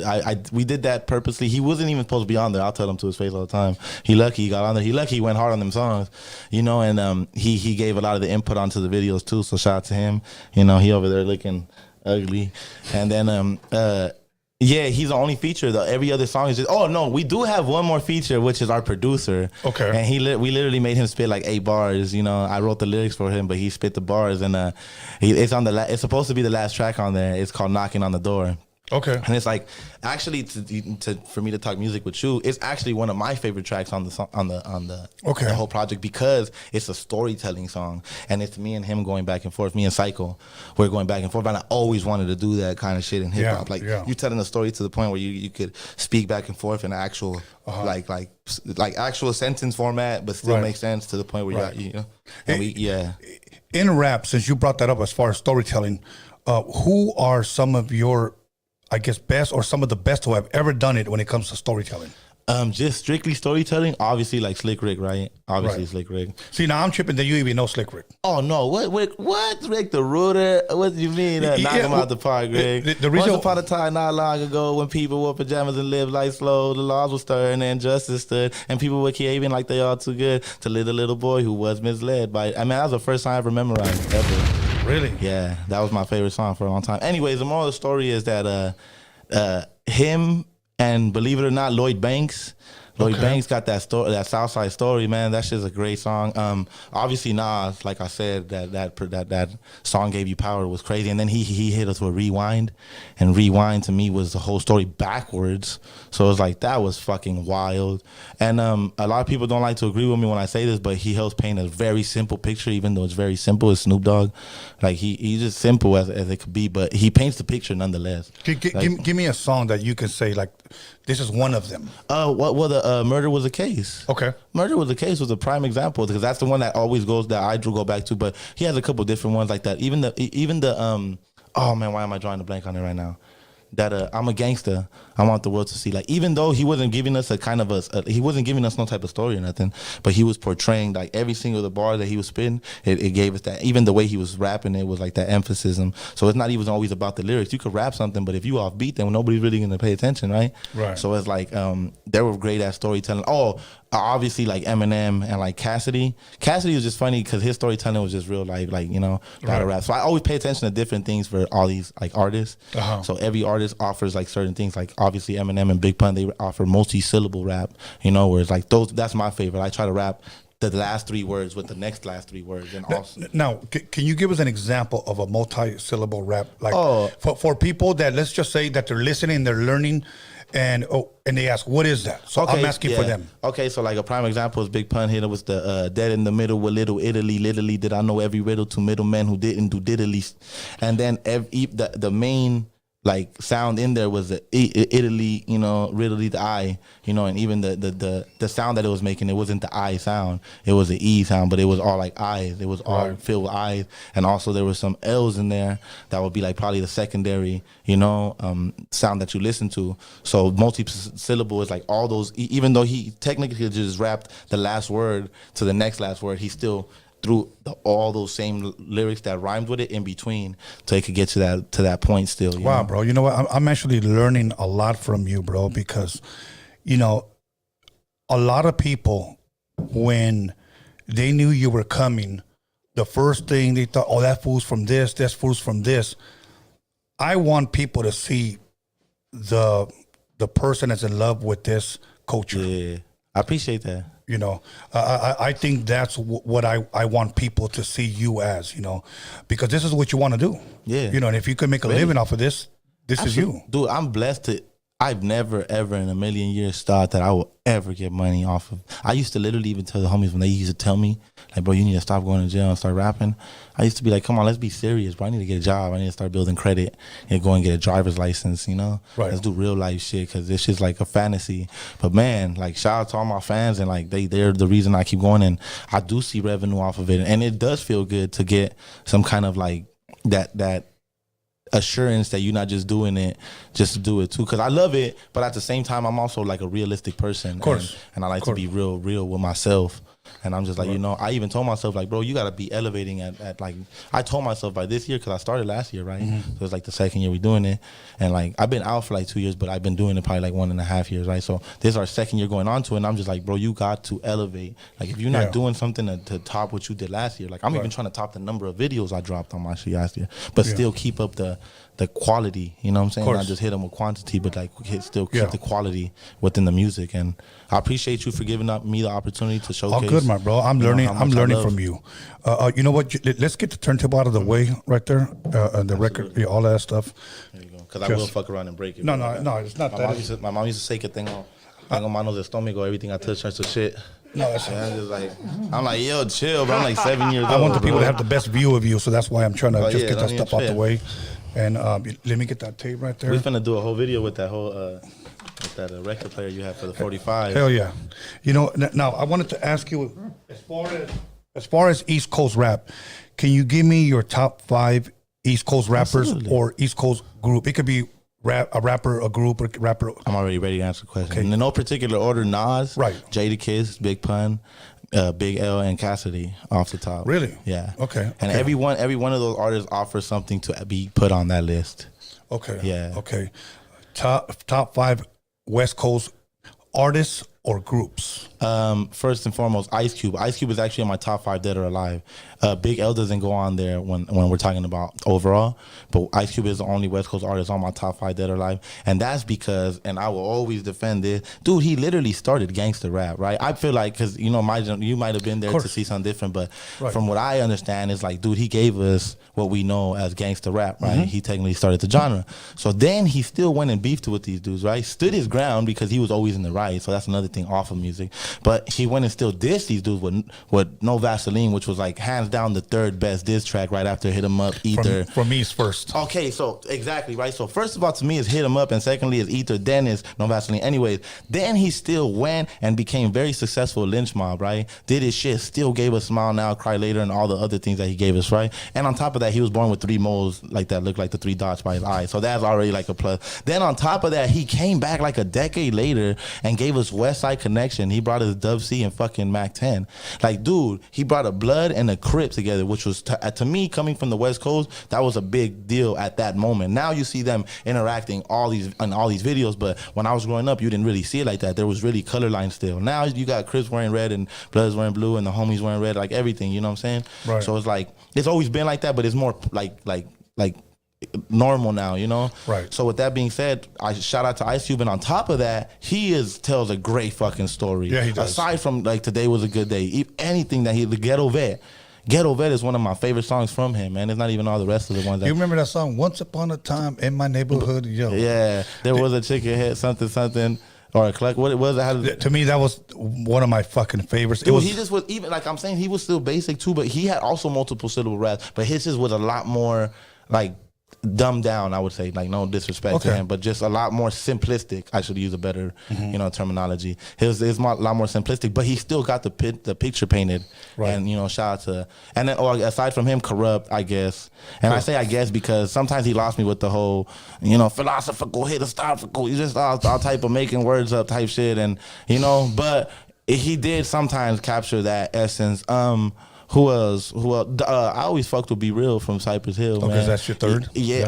I if I had to, because he does do some great things with his lyricism. And then who else? I gotta throw Nipsey in there too, because even before a lot of people got put up to his music, like how after he passed away, we used to listen to him a lot. And he also I think I related to a lot deeper because he painted our stories, like because he was from South Central, right down the street from me. Like Slauson is just 4 main streets away. I'm on Century, Manchester, Florence, Gage, and then boom, you're on Slauson. So it's like I understood what he spoke about when he rapped. And then fuck, man, I know Exhibit. I fuck with Exhibit. Okay, I fuck with Exhibit, bro. He's always got he said some shit where what he said, man, and pack the house like overcrowded facilities. I forgot, man. Or jail, I forgot what he said exactly, but he was dropping some shit, and then he had that song with Eminem too, where he was talking about people leaving him alone just because he's famous. Motherfuckers always want to be in his business. That always captured me. But yeah. Now let me ask you this. This is kind of a controversial question. Is there an East Coast overrated rapper? Anybody that you think? I think they're cool, but I think they might be a little overrated. I feel like your producer over there got some opinions for sure. But you know what? East Coast overrated rapper for back then, I think Mace. Or now. I think Mace. I fuck with Mace though. I do want to say that. I just think that they used to do too much oohs to shit that really should have just deserved like all right, that was cool. You know what I'm saying? Oh, okay. Obviously it was Diddy that was backing him up, and he was with Biggie and all that. So it's like you gonna feel like the guy. But honestly, also like Tony Yayo, like I fuck with G Unit, dude. I fuck with Tony Yayo. So he's like, uno, dos, tres, cuatro. My clique eat like the 12 holy apostles. But besides that bar, and also he came on that running with Dr. Dre. Okay, you know what I'm saying? I'm still on the run like a damn Navy SEAL. That was cool, but honestly, dude, everything else was. Oh no, I take both of those back. I'm so sorry, Tony. Look, I take both of those back. My sincerest of apologies. Freeway from Philadelphia was that motherfucker was weaker than my granny's knees, bro. That motherfucker got chewed up by Cassidy in that freestyle battle, bro. And then on top, like he tried to spit some written shit to a freestyle battle, bro. This was back then in the 90s. But it was like a cardinal sin back there, right? Uh-huh. So it's like, man, that dude was weak as fuck, dude. I fucking hate listening to his music, man. He fucking sucks more than Figueroa Hookers, I swear, bro. Like, I don't know. I ain't even trying to take no shots, but dude, every time I heard this shit come out on the Dynasty album, I'm like, dude, fuck this guy, dude. Like, right. Okay. And he always sounds like he's about to cry. I'm just, no offense to that dude. He's probably a cool dude, Salute to him. Salute. What about West Coast? Overrated? Yes. At least in your opinion. Even though I just threw him in the list, it's Corrupt. Because like I said, but like I said, he did, I think so much of a body of work is that he could be on both sides. It's like Right. for the amount of shit that he did get overrated for, he still had some hits, some tracks that were really good in the wordplay within those tracks. Right. He was like real unorthodox with his wordplay, which is why like it took a long time for me to appreciate it. But at the same time, he did put out a lot. I stand by him putting out a lot of bullshit, you know. And even in the East, like just to double back on the East Coast, like even though Nas is literally like my favorite rapper, he also put like the majority of shit he put out was like not my favorite music either, you know. But he had so much good music, it still qualifies him to be one of my favorite rappers. Okay, here's what I'm gonna do. I'm gonna name something, and I want you to give me the first person that comes to your mind. All right. Okay. If you say Figueroa, you know it's gonna come, dude. Hookers. Right. Okay. I'm gonna name something, and the first person that comes to your mind, boxing. I just seen Ryan Garcia get folded. Okay. Football. Oh, Randy Moss. Okay. That's the reason I started liking the Raiders. Baseball. Dodgers all day. I could give you a curveball like Kershaw. Okay. Basketball. Fucking Kobe Bryant. Okay. You know, the beef get ate like Kobe's first number. Okay. Chicano rap. I see what you did there. Shit. Mr. Criminal. Okay. Mr. Criminal, my favorite Chicano rap artist. I saw that one coming. Yeah. And I just fucked with his shit. Like, when I was younger, bro, I was not a big fan of Chicano rap. I fuck with his shit. I fuck with a couple of Conejo songs. And when I say a couple, I literally mean like a couple. But I still fuck with him. Obviously, Little Rob. Okay. Little Rob is like I feel like he was a big influence to me that really showed me when I was a kid, like, damn, this dude's brown and this dude's getting played every day on the radio. Like, that Summer Nights was a shit, dude. I think I fucked around and lost my virginity to that shit. You know what I'm saying? I'll let him know. And next it wasn't time I even talk a to him. summer night, dog. It was like fucking spring. It was a winter G. night. It was spring, G, and I wasn't even sprung. You I'm feel Figueroa. me? It was a Figueroa hugger, too. How'd you know? I feel like, dude, I do the fuck. You know me, G? Hold on. I saw it. Hey, you know, at the end of the day ends. You know what I'm saying? So, I fuck with all of the above, and then, you know, shout out to everybody that does it, but it's just like, no shots at it when I even talk about it. Everybody always assumes that I'm like, you know, fuck all that or fuck this. It's really not even like that, dude. I respect it. It just wasn't my cup of tea. Okay, now I have to ask you this because we as Raza has made this a controversial question. Do you consider yourself a Chicano rapper? All right. Can I ask you one question? And Yes. Do you consider me a Chicano rapper? No, I do not. Okay. Me to answer that question, and without even trying to be politically correct, I don't consider myself a Chicano rapper. You're an artist. Only, even to get deeper than that, yeah, I'm kind of like, I'm an artist, but I still feel like I've yet to establish myself as a rapper. Like, once I drop my solo tape, because if you really pay attention, even the thing that made me get famous, I had 3 other dudes on that song. You know what I'm saying? So then I built my whole But you held your own. I mean, I did, but at the same time, there still was 3 other dudes on that song. Okay. So once I get that solidification with getting that same amount of views for my own track that I'm on, excuse me, that I helped produce, that I chose to be to, that I decided that this was going to be the one and put that same time, energy, and effort into that one, I feel like I would be able to say, okay, I could go into the room and be like, look, this is what I got to offer myself. Like, we got them views, but like, I had a lot of people. There was a lot of people that helped that movement. Right. Okay. No, the reason why I'm asking is because many people will see somebody from the Raza culture. Yeah. And because you're rapping, automatically puts you in the box. You're a Chicano rapper. And I think that's unfortunate. And I just think it really sucks because it's like, bro, why can't I just be an artist? Like, why do you have to put me in? I don't associate myself with that. Yeah. I'm just spitting. You know? That's really why, like, when I go into the booth, bro, I don't ever go in there and be like, yeah, man, we gonna do some Chicano rap. That's just not what I do. And I also don't go in there and be like, yeah, we finna do some fucking Atlanta rap. You know what I'm saying? I don't go in there, we finna do some New York shit. It's just whatever the beat tells me that we doing, the beat's gonna speak to you every time, you know? Right. Like, I really feel like, I'm not trying to sound like a creep or nothing, but I'll be sitting there listening to that motherfucker, you know? Okay. And it'll tell you the emotions you need to convey, I feel like. So whatever I'm feeling, that's what I go into the booth like. I don't ever sit there and be like, hey, people are gonna think I'm the best Chicano rapper once I drop this. I'm like, people are gonna feel this. You know, people are gonna understand what I was going through here because they probably went through similar things. That's what I'll be thinking. Right. That's the state of mind I'm in. So like, okay, I never even the only time I even think about that is when people ask me. Okay, one thing that surprised me, which is not a bad thing, actually, it's just different. I like different. Okay, you didn't mention Tupac at all. Oh yeah, I mean, he's Tupac. You know. As far as the lyricism and the songs go, yeah, absolutely, we know. You know, Dear Mama is a worldwide, I feel like one of the most worldwide phenomenal I'm fucked up already. It's a great song, and I say that because it touched on deeper things than just everybody in the world has a mother, and everybody for the majority of part of the things he was talking about, like even being poverty stricken and like not having a dad. A lot of people are also gonna relate to that. It doesn't matter where you came from. It doesn't matter even if you speak the fucking same language. Like once people get those lyrics like translated, it's like hits just as deep. Right. So yeah, but at the same time, me being like from South Central LA and being active and attractive, like I know that we know who Tupac was, man. He was a great actor, you know, and he stand on what he said though. Like I believe him as an individual. He was pretty gangster when he did certain shit that he did, but at the same time, you know, he just was Tupac, you know. What about a Biggie? Biggie was he's a great storyteller. What I got from Biggie was great storytelling, and the way he formatted lyrics, he kind of gave you that sauce where you still could throw the bars in there. You could still throw those multi-syllable raps, but make it sound really, really, I call it, like nowadays the kids call it saucy, but it's like just throwing stilo in there, throwing some style in there, you know what I'm saying? And it's kind of like you rapping it, but you're not always, you kind of like, And I feel like he showed me that, like that kind of like, you don't always got to be, Tupac was like, he has songs where he's like more delicate too on the microphone as far as like, you know, how he approaches it, but he still was on that like, it was always like, you know, then they wonder why they call you bitch. Even though the song was deep, he still was like on some deeper voice shit. You know, now it's, okay, Life After Death was a double CD album. Yeah, deluxe album. Then you have All Eyes on Me, Tupac, double CD. You had to choose one. Which one did you pick? Okay, put the All Eyes, same a couple songs off there.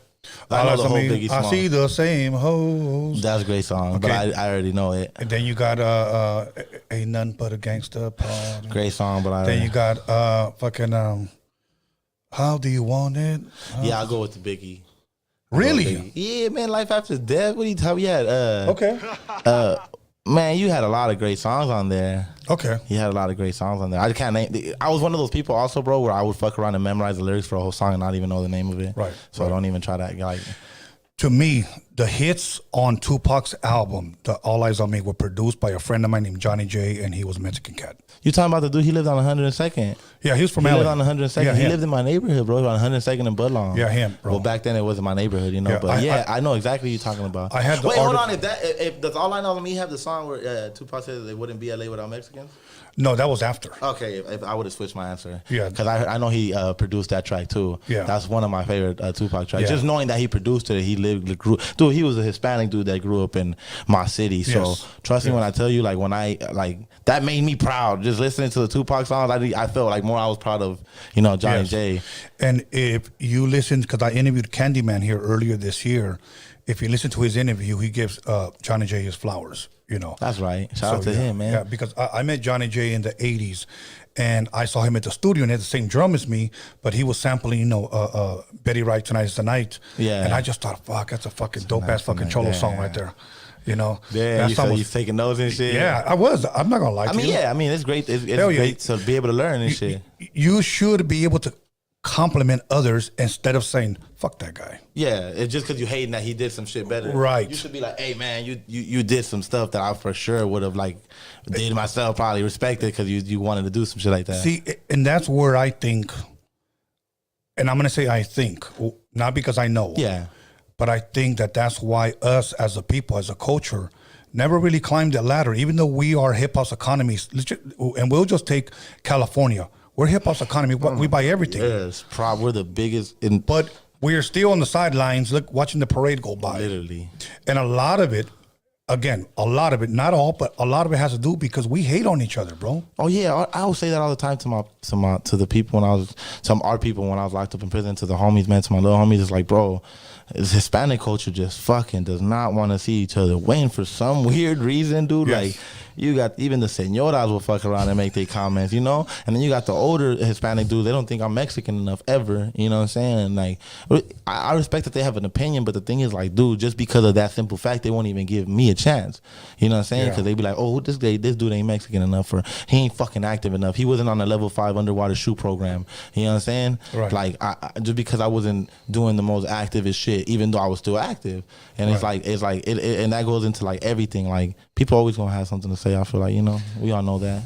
as long as you stay active in the music, that's all I want. Let's keep going. No, yeah, that's all I care about. Like all the other stuff, I left. Like I did my shit, bro. I took off on the PCs. We did all that.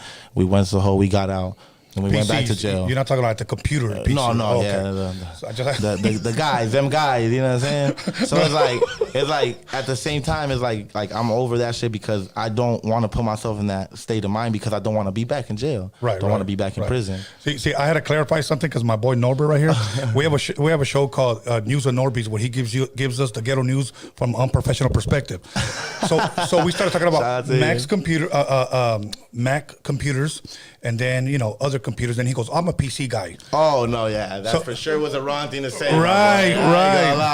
I'm not even there. Just hearing like this, they took it out of context right so here I was for like, sure. Norbert, don't go around saying that, bro. For sure. And he probably said it with all the utmost confidence. Yeah. He's like, "Oh, I'm a PC type of guy." Yeah, I'm one of them guys. I'm like, no, hold on, G. Let's clarify. We talking about the software, hardware type shit. You know what I'm saying? Let me clarify. Personal computer. You know what I'm saying? Yeah. So not for the other stuff. And they also have the piece of penal code. You know what I'm saying? Right. And then they have the other guys. Yeah. Okay.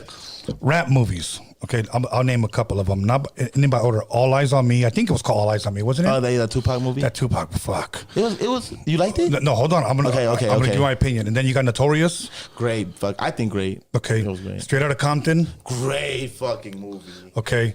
Then Did you get the facts right all the way? Just a side note. Did they get the facts all the way straight? No.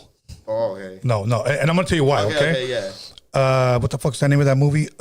Get Rich or Die Trying. Obviously, I was about to say, dude. Okay. And then obviously it has to be 8 Mile, right? 8 Mile. Okay, yeah. And then there's the other one, which is pretty good, I think. What's all down here on the street? Oh, Hustle and Flow. Hustle and Flow. Okay. But I think the other ones is because they were real stories. I think. Yeah. Okay. Which one is your favorite one? If you Get have Rich one. or Die Trying off the top. Okay. Get Rich or Die Trying off the top, second favorite. But me not knowing the history all the way is the Straight Outta Compton movie. That was pretty cool. Okay. I had Arabian Prince here, for a former member of NWA. I had DJ Yella here. Oh shit! That's right. I had him here twice. I had Lonzo, the leader of the World Class Wrecking Crew, the founder of the World Class. Clientele, another rapper of the World Class Wrecking Crew. I had Little Easy here. So I had enough guys that were around.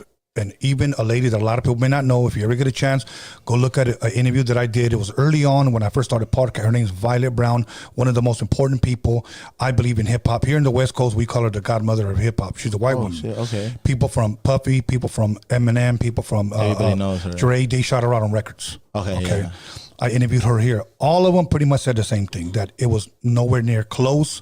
What? Yeah. It gave you a picture, but they all did say this: you can't fit everything in 2 hours. Damn. But hold on though, but they like not even close as far as like the actual events that took place. Well, it's like this. Like say you got maybe like 20 years or 10 years or whatever, up to where Eazy-E died. They just took little tiny pieces and made a movie of it. Yeah. So people that know the story will always say, well, I know the full story. Well, it's really impossible. There's a lot of in-between stuff that people don't know about. It's the in-between stuff. So I would say some of the big stuff was true, but Ice Cube really did go smack that fool's whole office up though, right? Yeah, no, that is true. Yeah, we all knew about it back then. But my thing was like, and then when the lynch mob fought, that happened in the airport. That was true. That was still reported in the newspaper. Yes, but like they just took those events and made a movie. I see what you when mean. People were saying there was so much left out. Well, of course, you're not gonna, one day me and Ice Cube went to go get a pizza. They're not gonna shoot that. Yeah. So, but that's what I'm saying. So they wouldn't do good with their storyline, right? But I enjoyed it because you know what? I actually got lost in the movie, thinking I was watching like an 80s gangster movie. Right. Okay. So not only that, they showed a lot of the, like I record at the studio where they got beat up out in front of. Right. Like even when they recorded the movie. Right. Like you're talking about audio achievements. Whatever it's called. Right here in Torrance. Yeah. Right here in Torrance. I recorded half my album. Okay. There. So I go there, like, you know what I'm saying, from time to time, you know what I'm saying? So just being there and doing the music there is like, dude, that's just a good feeling, period. Because these are probably the same rooms, exactly. They probably remodeled it. They probably did it and shit. I don't know. But just being in that room is like, it's just, I don't know, hip-hop history. I think it means only something to us. Okay. When you first walk in, right here to the right, that was where the receptionist. There's vending machines there now. Yeah, that's where they said, who you here to, I'm here to see Dre, or I'm here to see whoever. Then you walk straight in, and then there was a big piano. Because now they broke them all into little rooms. Yeah. So you walk straight in, and you make a left, and that was the main studio. That's the main one we always record into. When I walked in there a couple of years ago, this is pre-COVID, there was a fucking hole in the roof. And I walked in, and everything was still set up. Not necessarily the board, but the room. But there was a hole, and I go, what the fuck? So now, back then, they had a big old Triton 24 track with 2-inch reel, and I still got pictures and video of everything, bro. And then they had the vocal room, okay? And one thing that they should have at least mentioned in the movie was a guy named Donovan Smith. He was the engineer. He's the white guy that used to own the place. And that was his sound. They got some dope sound out of there. But when I walked in there, everybody had their own little studio with a laptop and a keyboard. And I go, this is not a fucking studio. I get trap house. Yeah, I get that shit evolved. And back then, smoking in the studio, bro, was a big fucking no-no. Because of the equipment, right? Because the worst thing, when dust falls on it, it's the worst fucking, it'll fuck up all your equipment, bro. So today I see guys around their laptop. Literally smoking, ashing it on their shit. Yeah, and I'm like, you guys don't even realize. They didn't even drink in that damn studio when I was in there. Because that guy was really strict. If you want to drink, you drink your 40 over here, or drink when everything's done. You know, but nobody smoked in there, bro. So that's crazy because I fucking love smoking when we record music. I ain't gonna lie. It's all good. It's all good. I'm just telling you the rules that were there. Yeah, that's the way it was back then. And then right next door to it is La Capilla, the Mexican restaurant. You know, I don't know if you were eating there. Nah, I just go there in the nighttime when nobody's even open right there. The whole strip. At nighttime, if you want, say you pull up to the front door, you're about to. If you make a left right here, it's the first restaurant right here. Okay, right. It's called La Capilla. That's what we all used to eat right there. Yeah. So that's good. Well, that's what's up. Burrito chile verde mojado or chile verde mojado con arroz y frijoles is my favorite. All the above. Yeah, so that's my favorite. But yeah, man, you know what? You should try it. I think you'll like it. There's a lot of history there, bro. Nah, for sure. That's why I'm like, I don't know, man. Like I said, I think it only means something to us because we fans of the music. Right. And it's like, man, to us, it's like, man, this is crazy to be here. And then you talk to other people that just like, you know, let's just say one of my homies that just like, why? And you're just like, why? And I was like, you just won't get it, bro. You just won't get it. Like, you just won't understand. Like, just roll the blunt. All good, man. You know what? Before we start taking calls, what can people expect from you for the rest of 2023? Yeah, well, this is one of the main reasons I even came up here. So thank you for asking me that. You got it. Yeah, man, I got my own tape dropping. So we dropped the shit with Psycho, man, and my boy Catracho came out and everything. And we did we dropped one recently with Baby Bounce, and we dropped a track with the Dream Team, which is my boy J3 the Shooter, Eastside Blaze, my boy Catracho, Psycho, and my boy Frontline the Truth. So we dropped a track to that. I try to drop them for the ladies, but right now I'm going to focus like solely on me, and we going to drop a whole tape of just me. Like nothing but me, and I just want to do like 7 to 10 songs. Don't quote me on that because shit might change, you know. Right. But bottom line, like, I want to make sure I give people a body of work that really portrays the story I'm trying to convey, you know what I'm saying? Which is my story. I'm not trying to glorify anything in particular, whether it's the gangbanging shit or the thing. It's just like you said, I'm just telling my story, and that happens to be a part of it. So it's gonna be a lot of deeper songs on there too. You know, I'm trying to get some summer stuff though. Yeah. So like, be prepared. After I drop this tape, it might be summer songs. It might be turned up songs. It might be songs that girls could dance to. And then after that, best believe I'm gonna come with the real kind of subject topic. You gotta have some shit with the girls, bro. No, all the time, and I learned that, man. Like, that's how you get that. My female target audience is the marketing and the analytics, and YouTube tells me every day, like, hey, bro, you need to start reaching these females. We're not talking about Figueroa. Yeah, no, you know, she, even though shout out to them bitches because they fuck with my shit though. They be fucking with my shit. Hey, real females, man. We gotta get in touch with them. So all the females, man, please check me out. I got a song. I only got one song right now. That kind of like talks to y'all. It's called Just In Case You're Curious. It's on my YouTube channel, like I said. And be prepared for after I drop my summer stuff with all the more turned up stuff and the ass shaking songs, kind of, you would say. Not to say that I'm gonna make that kind of music, but that kind of upbeat tempo. Right after that, I'm coming with some deeper stuff, man. Like, I'm coming back on the boom bap. I'm gonna try to spend a lot of time on actually directing the videos to make it something that you guys want to see and actually enjoy when you're watching, you know. Absolutely, so I appreciate you guys for tapping in, man. I appreciate all the love, and I got a lot of stuff coming, like I said, from me. Yeah. And then after that, we will start opening the doors up. Like, I have a lot of bigger names that already reached out. Luckily, like they were like kind enough and humble enough to reach out, and it was a great feeling, you know. So I just want to make sure they know that I'm not trying to avoid that. I'm just putting it on the back burner because I want to establish myself first. Right. I want to let people know that before I become that guy that got that feature from the other guy, I'm going to be somebody that they could be like, oh, it's not just a feature. It's like they did a song together. Okay. So, can we expect any features on this record, or is it just going to be all you? If I do shit, it'll be like within this circle. And then my homegirl, Lizzie G, I think, you had her on here before. Yeah. Lizzie G, yeah, she's really cool people, man. If I do have anything, it'll probably be like a hug from her because, like I said I'm trying to get on some, like, trying to show people that I can actually do songs myself, you know, and then make you listen to like a whole track of what I'm trying to say. You know, here's what I always tell a lot of people that I interview when they ask me, you know, as far as their project is concerned, you know, do you got anything that you can help me out with? You know, I mean, do you think I'm any good? Sometimes I'll listen to a lot of their music. Yeah. I had a guy here named Mr. D, whom I still talk to. A lot of people think we don't talk, but we still talk. As an artist outside of the year, right? Yeah. And when I first started producing him, he asked me, do you think about having any features on the record? Yeah. And I said, no. And he said, oh, how come? And I told him this. Look, I think you're a great rapper, bro. I think you're a good rapper. I think you could be a great rapper. Your album's going to take at least a good year. And he was like, really? To really sit there and like, really, I said, me and you have to gel, bro. There has to be chemistry in order for us to release a great record. We're just not going to make a song today and release it tomorrow. Yeah. And he was like, okay. And I said, and you're not going to have any features, because if you cannot pull your own weight, then you shouldn't be rapping. I said, many people, that's a great way to put it. Many people think, if I can just get Snoop, if I can just get Nate Dogg, and they're hoping that collab is what's going to make them. It's not going to carry the song. The song has to be a song already. Yes. They're going to just get added. That song should already be able to carry itself without the feature. The feature just helps boost it up. You know what I'm saying? Yes. So it's like, so that's what I told him. And then we said, okay. So we worked for about 6 months, and then obviously his manager had other ideas. And then honestly, I never saw him again. He just never came back. And we talked a couple of times on the phone, and he just said, hey, you know, I'm just going to go over here with him. Okay, cool.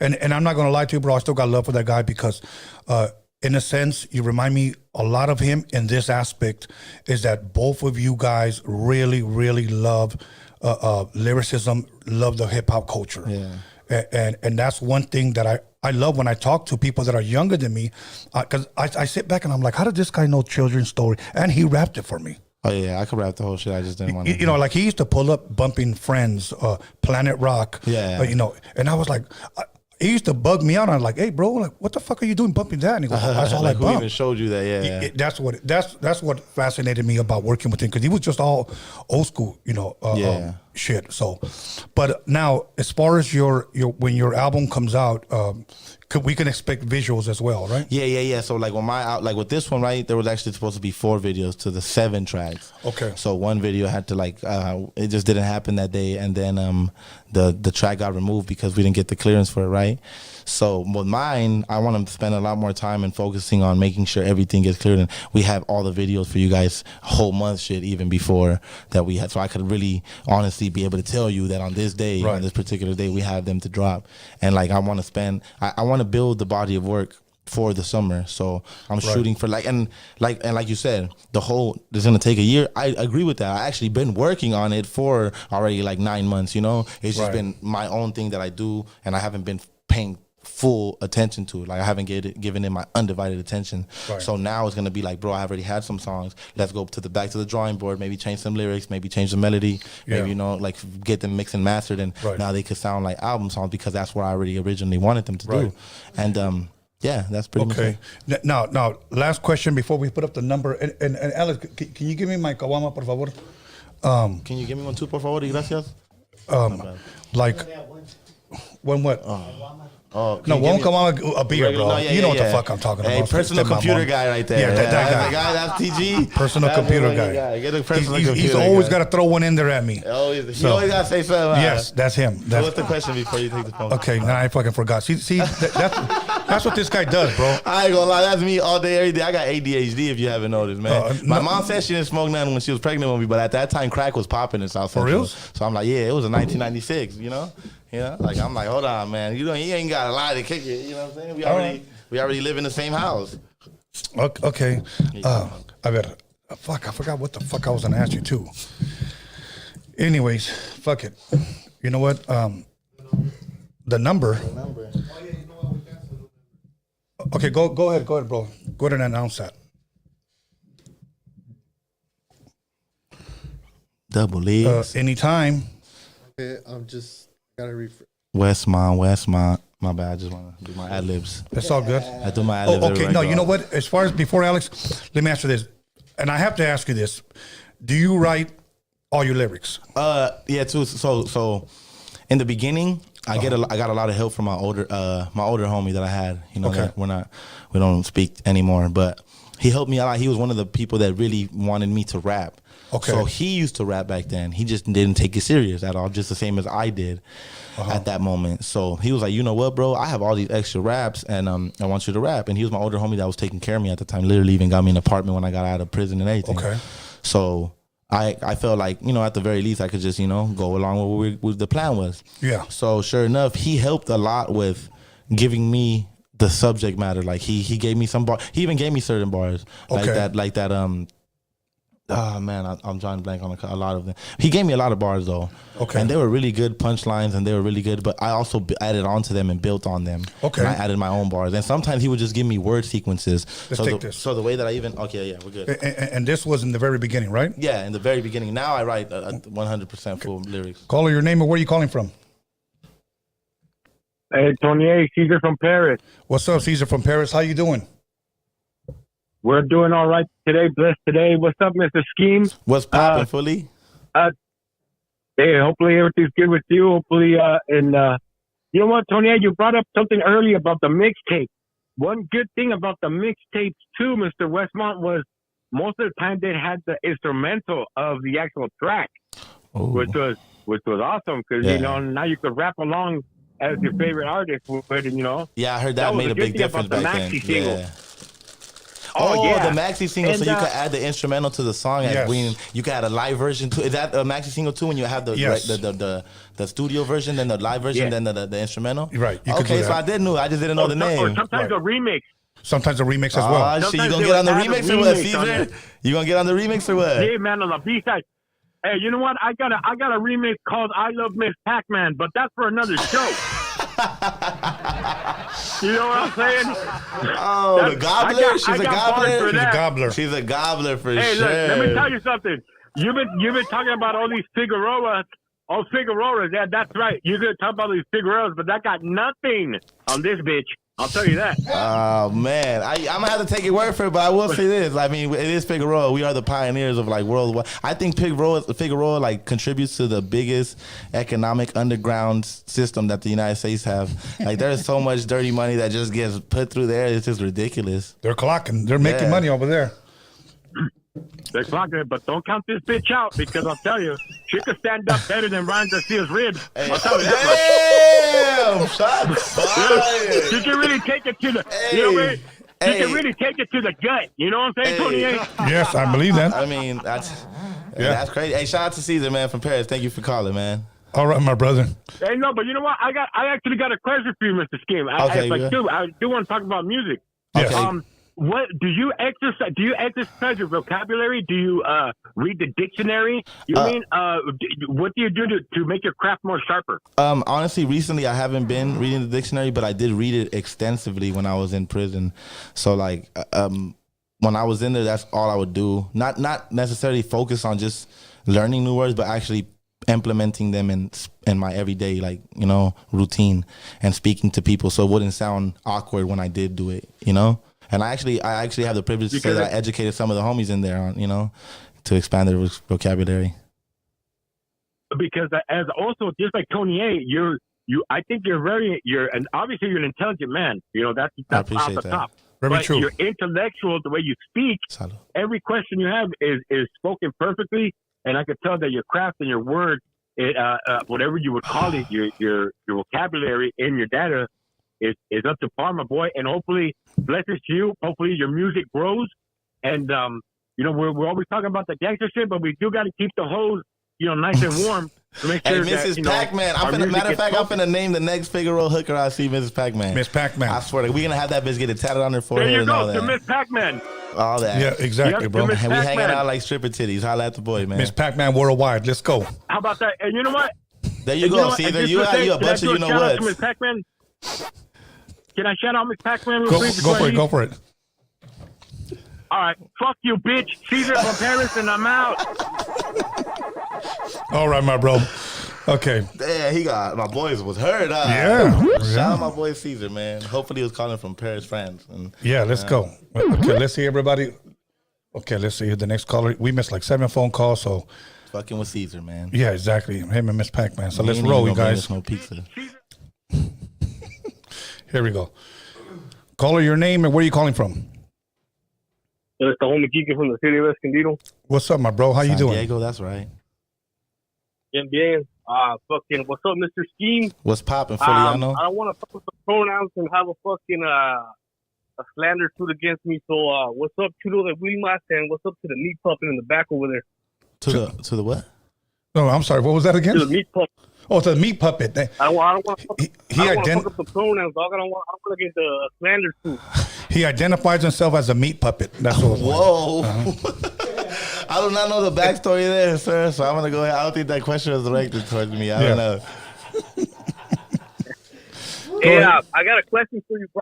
I got a couple questions. The first one is, how did your name get thrown in the hat for that So Rough, So Tough remix? Okay, so funny story, man. One of my little homies, man, from the neighborhood, he ended up sending my a little video that I had did when I had got out and I rapped. He sent that video to Sucker Free 104. So when Avenue Baby, let me say Sucker Free 104 before all the homies start, why you talk like that? Yeah. Yeah. He sent the video to him. So when Avenue Baby was looking for somebody, excuse me, to represent the Double S, it was like literally perfect timing. So shout out to the little homie that will remain nameless just because of legal matters, But shout out to him. All good. All right, excuse me. And second question is, you being from South Central and shit, Brownside was never an influence to your musical taste or style? Like, did you ever study, like, because he's one of the dopest, in my opinion, to do it in English and Spanish? Brownside? Yes. Okay, so Yeah. with that being said, yes, I did listen to them and study them extensively, much more later on in life, which was about 2 years ago when, like I told Tony Abe, when I was in prison, the homies used to get me that phone allegedly. So I studied everything from the beginning of where Chicano rap started. And shout out to Toker, like I said it on the last interview on Hater World. If I could do a song with anybody, dead or alive. If I could do a song with anybody that passed away, he said, and I chose Toker, I chose Toker over Tupac and Biggie because he was to me, I know they're the East Side, but to me that's South Central still and shit, Of course. So that was like really cool to me. Like that shit he was doing it, bro. He was a gangster ass motherfucker. I had Wicked here. I had Clever, his brother here. Yeah, shout out to them dudes. I had several people here from Brownside. So much love and respect to, once again, the whole Brownside family. Yeah. So all good, my bro. Yeah, keep doing your damn thing. Keep pushing the shit and fucking hope you blow the fuck up, man, because you're a talented ass individual. Un chingo de gracias. I appreciate you for calling, man. Come on. All right, my brother. Gracias. Talk to you soon, homie. Okay, let's keep it pushing. We got a couple other phone calls. If you get 323s, don't answer. That's psycho. You're trying to call and shit when I be doing interviews. No shit. And last time this motherfucker was making like cat noises. I don't know what the fuck he was doing. Norbert, I don't know. Do you guys have an extra pair of headphones in case she wants to listen in on? If you do, then accommodate her. If not, then we apologize. Your girl, if she wants to sit over there and listen to the calls, it's up to her. Why? Oh, okay. I'm just trying to be nice. She cool where she at. No, I appreciate that, but I'm saying she only, Okay. Pa acá, you know what I'm saying? She, cállate para acá. All right. We good. We hanging out, like stripper titties, dog nuts, and the snot on the baby's nose. We outside like wet clothes. Hey, call in, man. We accepting phone calls right now. You know what? And I had a lot of people tell me I'm going to call in tonight. So that's why I always say my phrase is, if you got the balls, make the calls. Woo! And he rap. He trying to bar. You know what's crazy is in there, nobody want to answer my call. Yeah. Caller, your name and where are you calling from? What's up, man? This is Mark from the Wessmont district. What's up, my brother? Westmont. Yeah, man. You're doing it for the people. We love it. Keep I it going. appreciate that. Keep As it soon as you pushing. said Westmont, there was like a 50-50 chance that we beefed it. So I was like waiting for you to say something. No, after that. I'm a little older. Okay. I'm around literally. Shit, right now, But, man. yeah, definitely pushing it. I appreciate that, man. I appreciate for even tapping. I'm glad that I could do something to represent us, in some kind of way. Absolutely. Yeah, no doubt. All right, peace. On chingo de Thank you. gracias. Absolutely. So go ahead and call in. I'm going to serve myself another shot. Serve us. Okay. Serve us another Okay, shot. cool. I am alcoholic, ladies and gentlemen. It's all good. Hi, my name is Sskeme. I'm alcoholic. Yeah, exactly. Well, I actually call it. I'm gonna make a shirt that says I'm Mexican. I'm not alcoholic. Yes. Just Here we Mexican. go right here. Let me put this right Chingo here. de Let me get this gracias. phone call. Caller, your name and where are you calling from? Caller.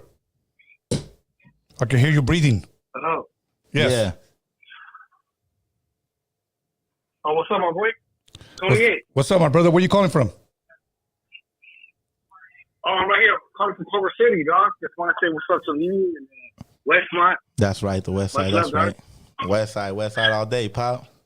What's good, my brother? You have a question? Flow, dog. I'm busted. You got a question or a riddle? No, I just want to say what's up. Hey, good looking out to the homies, dog. Hey, doing it good, homie. I appreciate that, my boy. Shout out to the West Side. Hey, you putting it down, dog. Un chingo de gracias, my boy. Shout out to the Four Corners, though, man. Y'all get it popping, too, man. Yeah. Hey, West Los right here, dog. All day, every Culver day, City pop. Project, homie. Shout out. Chill, for you gonna make me start taking off on the homie right now, G. Nah, much love, dog. Hey, just want to show much love, dog. You know, hey. I appreciate that, man. Un chingo de Get gracias. down, homie. You have a great night, my boy. You got flows. Hey, have a good one, dog. Take care, homie. Igualmente. Take care. Okay, you guys, let's keep it pushing. Hey, I'm surprised you guys are not over there fucking drinking, bro. Oh, you guys are alcoholics too? Don't Yes, make me look yes. like this like that. He's a Come big on, time G. marijuana over there. He proudly admits it. Homie. I'm a crackhead. Yeah. You know what I'm saying? Full blown. My mom passed off the generic gene. I actually never smoked crack, but right, I heard it's a hell of a drug. Caller, your name or where you calling from? You could open up that bottle, bro. Caller. Hey, what's up, everybody? This is another shameless plug. Miguelito's Tattoos on Instagram. Okay, it doesn't sound like him, That but shit was- I'm gonna believe you. That shit was a long name for Instagram right there, pa. Another shameless plug, Miguelito. Tattoos On Instagram. Instagram. Yeah, but you know what, Tony? How many times have you told me it doesn't sound like me? Several times, but it's okay. Go ahead, bro, because I know your number one question, so keep it pushing. Let's go. All right. First off, I want to say mucho gusto to Wessmont. Mucho gusto, my boy. Yeah, man. It's cool to finally talk to you, man. I have just one question for you, man. I've been wanting to ask you. Absolutely. Before I ask you though, is there any questions that I'm not like able to ask you? Not no freaky shit, Or- not no gay shit. You know what I'm saying? That's the only thing. I always tell my girl, I'm down for whatever, just not no gay shit. Okay, that's fair. Yeah. All right, man. So this is my question. Are you down right now to bust a freestyle for Roadium Radio? This is what he was gonna ask. Yeah, me and my boy actually talked. I gotta get him on the way back. We're actually gonna do a freestyle though. After you're gonna see me posting. I'm gonna promote. I want to show that I was here, and did it. But we gonna get it done the next time I come around. I told him I gotta prepare for that break beat. I'll say it on camera right now. I just it threw me off a little bit. I'm used to the boom bap. Like my comfortability zone is the boom. Nah, I rap over everything, but I'm saying like the boom bap, that's where I excel at. But I will adjust to it, trust and believe. What if we were to play a beat? Just hypothetically. what if we were to play a beat? Hypothetically, you're going to see me go like this a lot. Right. You're going to see me do this shit. What if we just play a beat and then you just rap a verse that you already memorized? I mean, but even then though, it's like when you force it on some. Okay. I don't want, because I want to do it justice. Okay. At this point in my career, I want to do things like the right way, and I get it though. Look, the pressure's on. They got 3 cameras on me. I got all type of people looking at the producer staring at me now. All of a sudden, well, I'm gonna tell you right now, you got over 1,000 people watching right now. Oh, chingo. Damn, I feel famous as hell. Like, I feel like bowing and shit. Look, that motherfucker over there sipping the tequila. I just watched this fool sip the tequila. That motherfucker more of an alcoholic than me. He didn't even take the liquor. He's sipping. Who the fuck does that? Don't That ain't worry. tea, dog. Eventually, he'll be sipping and tripping. Don't worry about it. Damn, never slipping, sipping and tripping. Nah, yeah, hey, but to answer your question, are you going to bust a freestyle, G? Yeah, go for it, bro. Come on, Miguelito, give us one. I will. I am gonna. If I do bust a freestyle, man, you already know everyone's gonna cap on me on the live chat. See what you look. If you gonna bust a freestyle, you can't be worried about that. You gotta hit him with some Hakuna Matata, Dupla Macata. You just gotta come hard. You know what I'm saying? Just say it with confidence, my boy. Come on, Miguelito. You got 13 seconds, bro. Spit that shit. I already got down like 3 freestyles, and everybody always fucking. Everybody tells me, Miguelito, stick to tattooing. Damn, Miguelito, you should probably stick to tattooing if that's what people are telling you. I haven't even heard you rap or nothing, fool. Hey, let me get a tattoo, bro. You know what I'm saying? Let me get a portrait of you in the microphone booth, bro. Like right on my fucking forearm, G. Spitting that freestyle that you're talking All right, about. but if we do it, we're gonna have to. If we do it, we're gonna have to go live though. Bye live, well, you always going live on the live. I'm I'm already gonna tattoo 28, so we're gonna have to tattoo 28 get a first, tattoo? and then we're gonna have to I don't have not one tattoo on my body. You one of the OGs that like literally. Yes. Yeah. You know what? I used to not want to ever tattoo. But we gonna have this phone call up first because I never wanted no tattoos, but I fell in love with art in prison, bro. I seen a lot of dudes have like some really good art. Yeah. So I'm like, man, yeah. Oh, good. Go ahead. Go to Miguelito. All right, man. It was good. Let's keep it pushing. Thank you, Tony. Gracias, carnal. We'll talk soon. Okay, let's go. He hung up. Here's the next caller. We missed like 5 phone calls. It's 7 de Mayo right now? Or what? Let's go. Yes. Okay. Hey, homie. Shout out to the homie sipping the tequila like it's coffee. Yeah. Call your name and where are you calling from? Happy 7 de Mayo. There's no easy from Coastline. Oh, my boy, no easy. I know you smell like shit right now. I literally can smell you through the phone. I know, but you know why, though? Because he been working hard, though. My boy just printed out like 1,000 shirts for that Night of the Black Singing. Shout out my boy Night of the Black Singing, too, man, by the way. My boy Memo, man. Hey, what's up with No Easy? What's up? You got a question or what, G? Hell yeah! Because I've been trying to call him all week and he never called me back. Hey, what's your most favorite? Hey, what's your most favorite performance you've done on live? I hate to do for that. Actually, if you want me to be completely honest with you, my most favorite song, like as far as like anything that I have on the internet that I would show like Nas or Jadakiss to show them the kind of like skill set that I have is the performance I did on Coastline. Okay, I barred up on that shit. I'm giving myself a pat. I really give myself a pat on the back. Like my boy No Easy. I heard you deleted some of my views. Why was that? I know. It's a conspiracy theory in Coastline. It's a whole conspiracy. You didn't hear it? Okay. Now we finna make it one right now. I'm fucking with you. Hey, listen to me. And we're gonna do another interview. So this is a promotion for it right now. We're gonna take advantage of my boy. Is it cool if we do it on Roadium Radio? That's cool. He's been here before. Okay, like I know. Did he smell like shit? Shout out Tony, man. That's my guy. Look. Hey, we finna do another interview, man. It's gonna be me. This time I'm finna have me, Psycho, and Catacho up on there. And we're gonna do, me and Psycho gonna perform a freestyle, man. And we're gonna do a freestyle right here too with the homie right here. But me and Psycho gonna perform over there. So when you gonna have us, bro? We putting you on the spot right now. We're gonna make it happen soon, bro. See, I don't like that kind of shit. You see what I'm saying? He didn't come at us with no day. Hey, I'm right here. Hey, I'm right here busting my ass and listening to the show. Hey, I ain't gonna lie though. Shout out to my boy No Easy. If y'all need some embroidery work done, if you need some screen printing done, if you need, if you want to go buy some quality clothes, man, they in San Pedro, man, off of what, 6th Street? Yes, sir. 446 West 6th Street. There you go, man. Hey, you know what? I'll be there tomorrow having breakfast right there at Happy Diner, bro. Woo! I'm gonna be right there because the homie said as soon as he said he gonna have breakfast, I'm finna try to see what he don't eat. You know what I'm saying? Hey, stop by next time you're around, Tony. Hey, take care, Pop. You already know we finna do that interview, bro, and you better be ready for me to rap battle. Yeah, we're ready, bro. You guys have a good one. All right, my bro. Gracias. Let's keep it pushing. We got a couple more minutes. Let's get a couple of more phone calls. Once again, if you got the balls, make the calls. Let's do this. Stop wasting our time. Hopefully my baby mamas don't call and shit, bro. You think she will? Nah. Oh, okay. They don't even pick up my phone calls, bro. It was just one of those hee-hee-ha-ha, you know? Yes. You need to have like an applause and like laughter, like lights, you know? No, we do. Like, call her your name or where are you calling from? Hey, Tony, hey, what's up, dog? Hey, Young Fly, Tony calling from Culver City. I got a little flow, dog. Bust that shit, though. Rap battle, G. Go ahead. Hey, I just got on a wayside, homie, back in 2006. Well, don't gangbang on me, G. I just want to hear you rap, G. No, I'm not banging. This is Southside shit. Check it.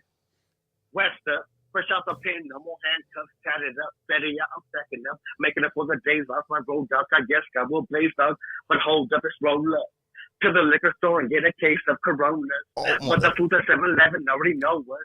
Feels good to be home free in the city without my homies. When I was locked up in the jail cell, yeah, it got lonely, but now I'm back. Ready to ride, hop in my Cadillac and just glide. Yes, I'm feeling really high off this concert I'm blazing. Isn't it amazing? Even through all the drama, I'm still paper chasing. Damn! Shout out to Wessmont, homie. Hey, shout out to my boy. What they call you? Homie. Young Flax? Culver City Project, homie. Oh, shit, chill, G. Chill, because I'm scared, G. I ain't gonna lie. I fuck with you. You wanna know why? Because you actually got on here and spit some shit. I ain't even trying to patronize you or nothing, bro. Shout out to you, dog, for having enough fucking balls to do that. Hey, on the phone, on that busy bone shit, homie, Mexican busy bone. Homie. Hey, yo, chill, G, because I thought, don't try, yeah, don't fuck with me, G. I start hitting them with that. Yeah. And I remember my Uncle Charles. Yeah. Hey, not much love to you too, bro. I appreciate you for calling. Hey, keep that shit up, bro. But actually take that shit to the studio and put that shit on the record. Drop a video. You'll be surprised on the love you get. You, dog. Hey, I'll DM you. I make beats too, dog. I'll DM you. Oh, check it out. I do too. My son raps too. I swear to palabra? Yeah, for real. DM me though. For real though. But you gotta send me a video of you doing that same freestyle, or else I'm not gonna know it's you. Yeah, exactly. I appreciate you, my boy. Gracias. Thank you, my bro. Have a good one. You too. I always tell people, if it was fire, put a fire. If not, throw tomatoes at them. That's what I always tell. That was the 1800 version of like, get the fuck off the stage. Throw tomatoes at them. They used to literally sell tomatoes before you walked into like a Shakespeare fucking performance. Yeah. And don't quote me because I'm not a historian. So once again, fire or tomatoes? Okay? Fire or tomatoes. Yeah, because the shit emoji is like really depressing. You know what I'm saying? Right. I ain't gonna lie. They gave me shit emojis. I stared at them for 3 weeks. I'm like, fuck this guy. I knew it was like a fucking troll ass account too. If I got tomatoes, I'll make some bomb ass salsa and invite you over. If I got some tomatoes, I'll make some bomb ass micheladas, papa. And you don't gotta get invited over. You can come through. I'm in the streets hanging out all day. I don't got no spot, dog. Caller, your name or where you calling from? What's cracking? This is Chava from Sacra. What's up, Chava? Shit, hey, saludos, Wessmont. Saludos, Veterano Tony. Wessmont, I found your videos on YouTube maybe like a year or two ago. That's right. You know, being just a hip hop head since I was a kid, I just really, you know, could relate to your words. Your words were spoken from the heart. And, you know, it's just, you produce hip hop, bro. And I don't care what side we find ourselves on or, you know what I mean? If you got a love for hip hop, you got a love for rap, and, you know, you heard enough of it, you know that you spit fucking fuego, my G. I appreciate that, dog. From the bottom of my heart, bro. I really do appreciate that you think that way. And trust me when I tell you, every last person that leaves a comment and says that to me, like in person or even over this phone right here, trust me when I tell you, it really touches a deeper part of my soul, bro. Because I never in a million years thought that anybody would be able to relate to anything that I said. So I appreciate that. And, you know, if it helped put a smile on your face or help you get through a situation or helped you fuck your bitch, you know what I'm saying? And I appreciate y'all even, you know, taking a listen to it, you know. So it means a lot, bro. That's right, bro. Real recognize real, you know, at the end of the day. And I got a question real quick, homeboy. Yes, sir. Top 3 Latino rappers or top 5, whichever one you choose. Top 5 Latino rappers in no particular order. So before you guys start fucking throwing stones at me over the comments, like I said, Mr. Criminal, Conejo, Little Rob. The last 2 start becoming a little bit difficult. Top 3 then. Afirme. That's good. Yeah, you're right. You said top 3 or 5. Thank you for helping me get out of that one, buddy. What about Big Pun? Oh, okay. Dan, you know what? Okay, so when you know what's so crazy that I put ourselves in that box. See? You just helped me realize that I never even mentioned Big Pun when they asked me that because I automatically jump to conclusions and assume, and when you assume, you make an ass out of you and me. So at the end of the day, I shouldn't do that. Damn, Big Pun, yes. Dude. He says what he says. Something about Latin's getting the Grammy. You know, so when he said that on the track, and even he said on track that my sister just got her home without a loan, you go girl. So it kind of just showed like that, like how much we were just proud to even do that. So it's like you know, you're right, Big Pun, yeah, absolutely, like at the top of my list, Big Pun. You know what I want to say about I'm about to go downstairs. Little brown hairs everywhere. Hey, you nasty Pun, I don't care. Around here they call me Big Pun. I'm gonna make the kids run, clip guns. I'm gonna make the chicks come hot tub. We popping bubbly. Hey, y'all chill the fuck out, G. Y'all really gave me 2 shots and shit, G. I'm trying to tell you, I fuck with it, bro. That's it. It's like representative of Latinos. I'm like, as a kid, when the only channel was coming on with music videos was the box. You know, the box. It wasn't. Yes, the box too old for my time. Right? Yes. And the box was playing music videos, and we saw Big Pun spitting in Spanish and mixing it up, and it was like. I do want to say this, not to interrupt you, fully, not to interrupt you. I do want to say this that nobody. I always forget to give a shout out Joel Ortiz. Okay. Joel Ortiz even has a song called Latino. If y'all fuck with hip hop, if y'all fuck with the culture, excuse me, go listen to Joel Ortiz Latino. Yeah.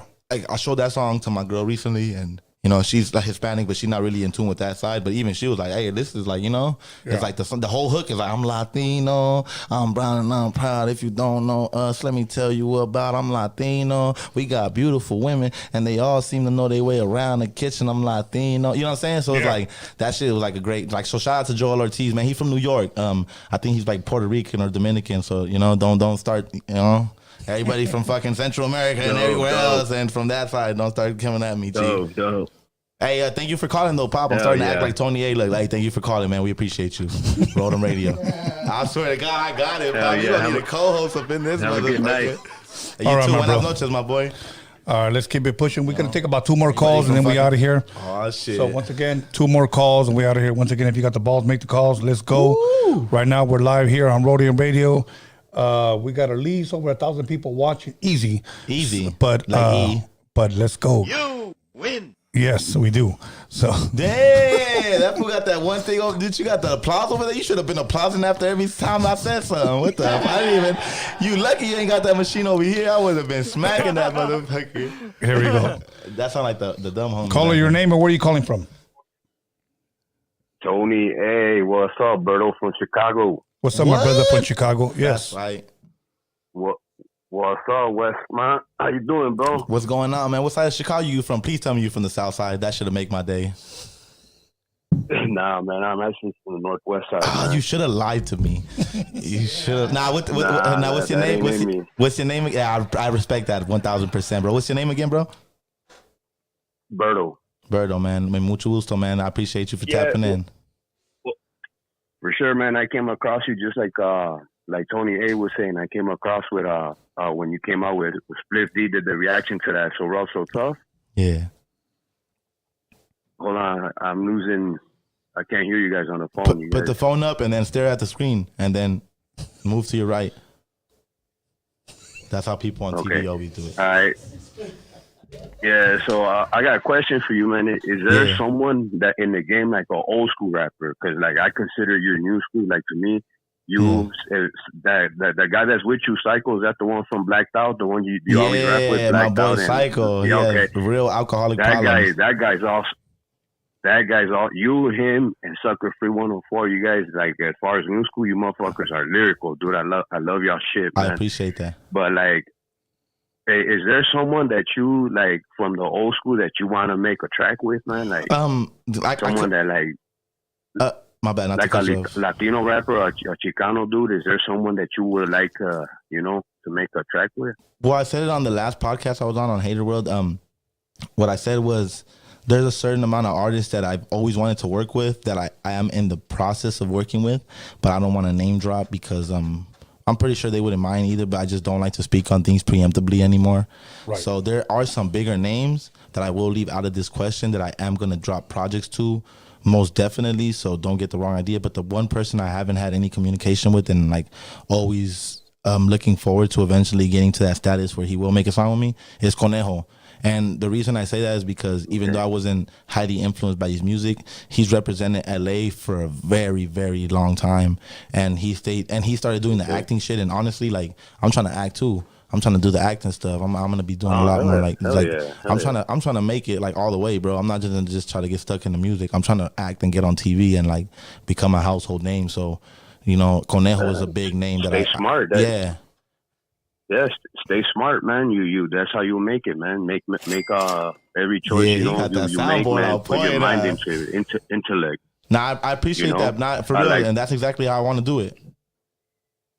Man, like me, I would love to see you make tracks with like Don Cisco, where he's ALP, from? something like that. San Francisco. He's from San Francisco. That's man. Because he's very lyrical. I gotta very tap lyrical, in. And that's a mixture of old school with new school. You know what I mean? That's something a fan of West Coast hip hop would like to see. Me being from Chicago and shit.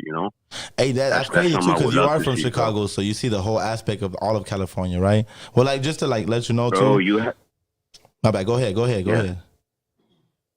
No, you saying that's tripped out because like when I saw the NWA movie with my daughter. My daughter's 17. I'm 43. I told my daughter, you know, like, damn, I lived this. You know what I'm saying? Yeah, like, I got to, you know, back then wasn't no internet, bro. So everything, you know, like how you guys talking about when you buy a CD or a tape, you used to read the all the credits and shit. I used to do that, man. On the ride home with my parents, I used to just open up the CD before I even listened. So I used to read everything on there. Like, damn. Yeah, exactly, bro. So, you know, I told my daughter, I live this, man. You know, I'm a big fan of the whole West Coast. You know, I'm not, you know, since I'm not involved with that politics shit, you know, because I'm from over here, I listen to everybody open-heartedly, bro. You know, the South and the North, bro. I appreciate that. That's why I would love to see you, like, with making tracks with, like, a AOT, a Frank B, a Don Sskeme, you know what I mean? You know, shit like that, bro. Honestly, bro, I like to touch on something that you said. My bad, not to cut you off. I like to touch on something you said, like the homie said. He don't consider me a Chicano rapper, so when he said that, and the way you said that, you're looking at it from the outside looking in. Yeah, it's like we're stuck in this part. Like, you know, I appreciate that, bro. We're stuck in this. You know, it's true, bro. This point of view. With that being said, you know who I do want to fuck with, bro? I know that you didn't even ask me this, but it kind of like branches off the question. It's like the homies from Texas, man. I feel like we need to bridge that gap. That was, man. Like who? Like who? That, first of all, the Mexican OT, or what they call them. Bro, that's exactly what I was thinking about too. And like a bunch of other people that I just can't like I think about it now because I'm already like Tony A to put something in the tequila. And so I'm known for putting things in drinks, bro. I mean, he's from back then, you know what I'm saying? Motherfuckers they had some fire ass shit back then. Like everything was what it really was. Anyways, we need to bridge. I feel like I'll say this on the homies podcast. California and Texas, if we bridge that gap and we stop hating on each other, bro, because I really don't understand where all this hate comes from on both sides. Like even the homies that like when I talk to them and they be like, yeah, fuck them dudes, I'll be like, why? I just want to ask them why, because I'm trying to get a better understanding on like why don't we just join forces with them? Because dude, they are a strong movement right now. Yes, I don't give a fuck what nobody says. If people try to deny it, Texas Hispanic rappers right now, bro, are a strong fucking movement. I don't give a fuck if they say the N-word or nothing. I'm just thinking about the actual influence they're having on the game. All that other shit is a different subject matter, you know what I'm saying? But the influence they're having on the game right now is really big, and we need to bridge that gap. So I appreciate you from Chicago calling and letting me know that, bro. You for sure, bro. You smart as fuck, bro. I hope you last in this game, bro. You know, and shout outs to you and Sucker Free 104 and your boy Psycho right there, bro. I listen to y'all shit, bro. My boy Psycho. Ever since I seen that, yeah, for sure. Ever since I seen you guys with the Split D reaction to Roll So Tough, I subscribe to your shit, bro, and your shit with Psycho, bro. Y'all motherfuckers are sick, dog. Y'all motherfuckers sick with it, dog. I love that shit, bro. But Tony, I got one question for you, bro. Yes, sir. Shit. Yes, sir. What's up, carnal? Did you ever come to Chicago yet to get that deep dish and shit? Oh you gonna get a pizza over there without me? Yes. Oh, we going. Hey, we filming a video at your house, bro. What you mean? No, you know, I haven't. All right, that's cool. I haven't gone yet, but I promise I will be there at least this year, bro. Sometime this year, I will be there, bro. Contact. I don't know if you're on Instagram, but por favor, contact me.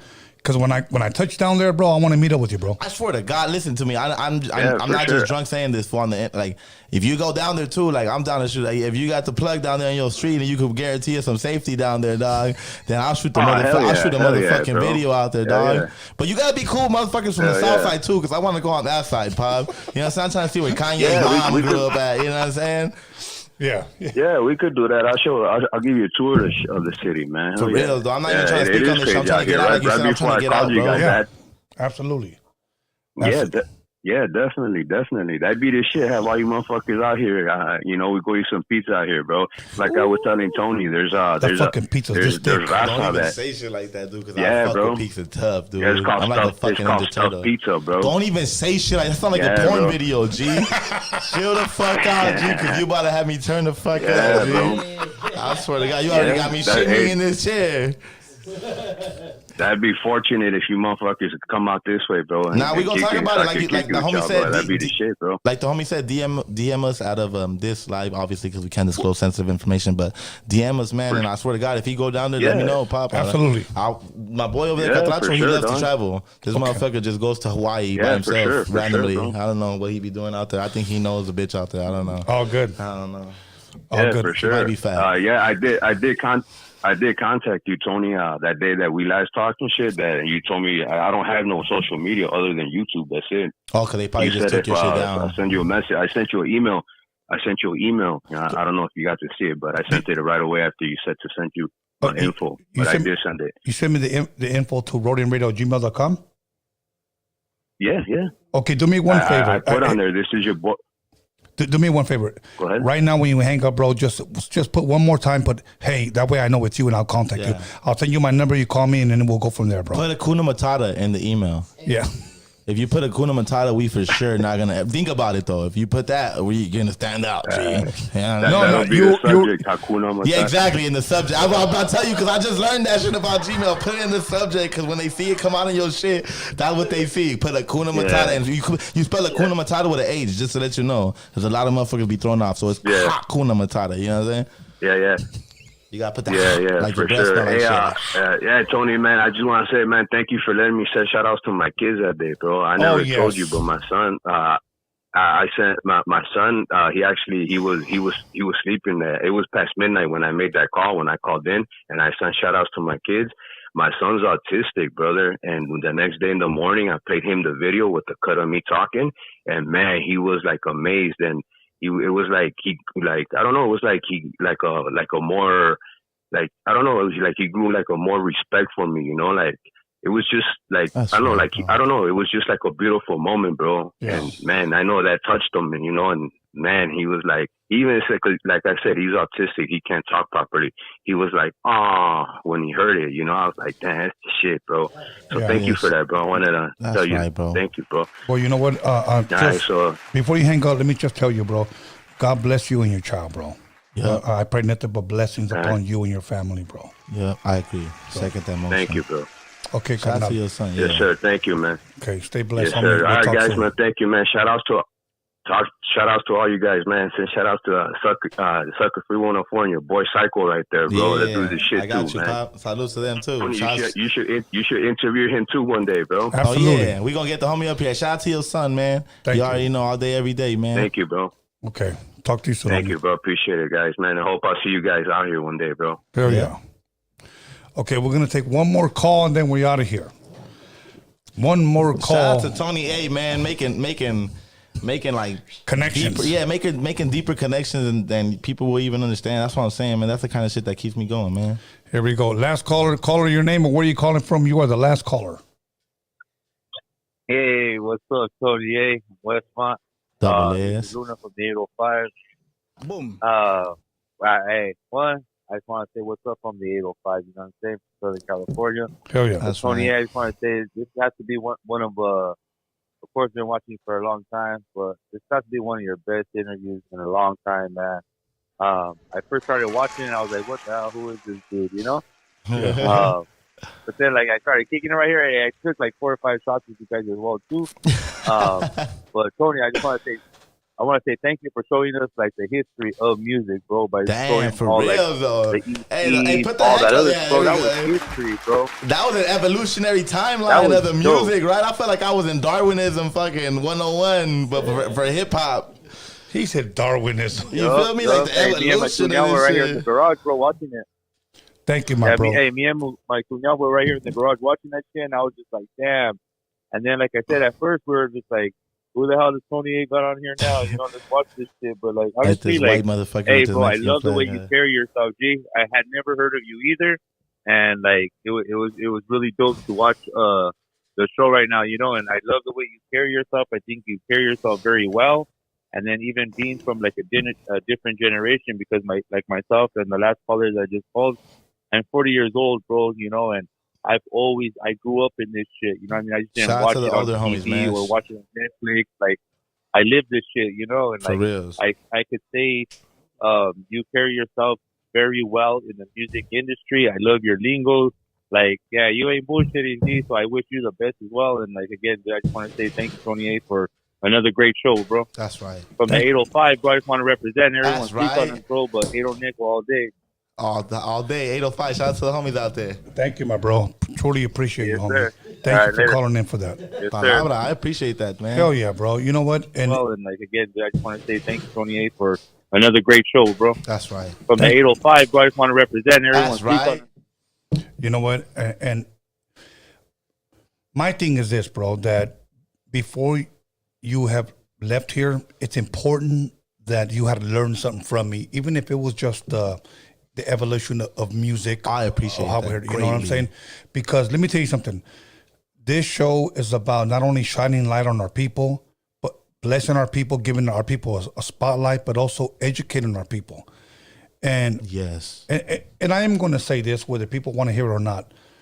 I understand you have a past, and I asked you before we went live, you know, is there anything you don't talk about? And I said, I don't talk about politics, I don't talk about relationships. You did say that. So I want to talk about rap. So I'm just thankful we just stuck to the script.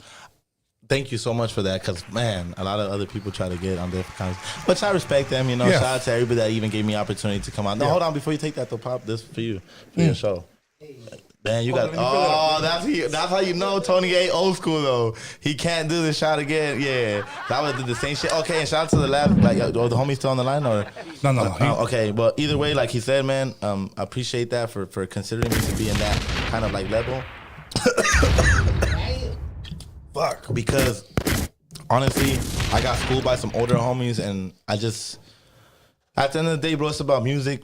Yes. But I do stand on a principle and moral code, and, you know, I do what I do, bro, and I represent a certain side of L.A., and as long as I do that properly, but at the same time show the love and respect for hip-hop throughout anything else, because, I mean, I would tell the homies straight up, like, the homies always been firm believers in me just following what I want to do. And as long as it doesn't step, because I have, like I said, I told you over the phone. Yeah, we can take these off. Okay, it made me look cool. I had principles and moral. I had a principles and moral code aside from anything, you know. Before, of course. As a man, yes, sir. I have things that I stand on because, like, what did he say? He said, I'd rather die on my fucking feet than live on my knees. Right. You know what I'm saying? So it's like, you have to stand on something as a man, but even beyond that, I appreciate the fact that you strictly kept this about music, because I really do love hip hop, and I don't think people understand. Like, dude, I'm a Southsider, bro, and I represent the Mexican culture, even though I'm a Pocho, and you know I'm the second generation, you know, or third generation, whatever it may be. I do it for people, but at the same time, dude, I really love hip hop. Yeah. Like, I really have a deeper love for the things that get put into making songs that are classified as classics. Right. I put that in quotations because I hope and strive to one day make just one classic song. Yeah. So I feel like if I get put into that history textbook of hip hop, I feel like I will accomplish everything that I wanted to as a child that I didn't even know I wanted to dream about this big.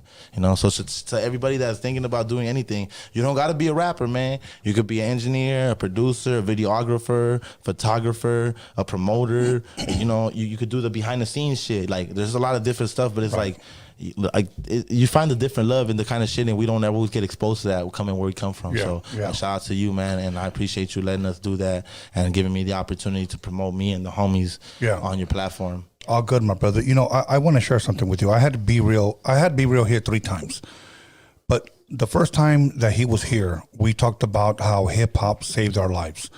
And when I talk about hip hop, one thing I talk about the 4 elements, whether it be b-boying, DJing, MCing, breakdance, you know, whatever, breakdance. Okay, my thing is this: that DJing at first, I was a DJ first.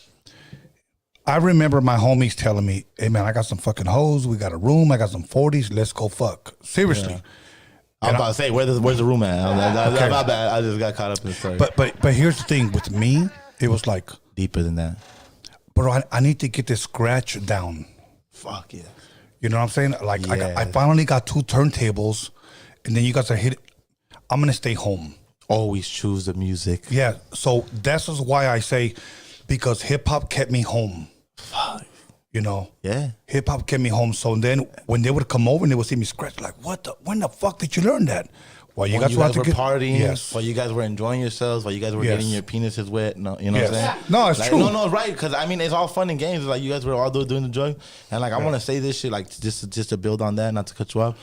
This shit did save my life. Yeah. This shit did save my life. So to every fan that listens, and like I sincerely, deeply from the coldest, even though my heart is cold, from the warmest part of my heart, I should say, you know, I appreciate y'all because this shit did save my life, because the moment I started realizing that people are taking heed to what I speak on, and the moment that I started seeing some kind of profit revenue generated off of it, it's like it showed me that I could do what I love, which is the real American dream, doing something that could sustain you financially, but that you love because you will never go to work a day in your life, So it's like, yeah, bro, like this shit did save my life.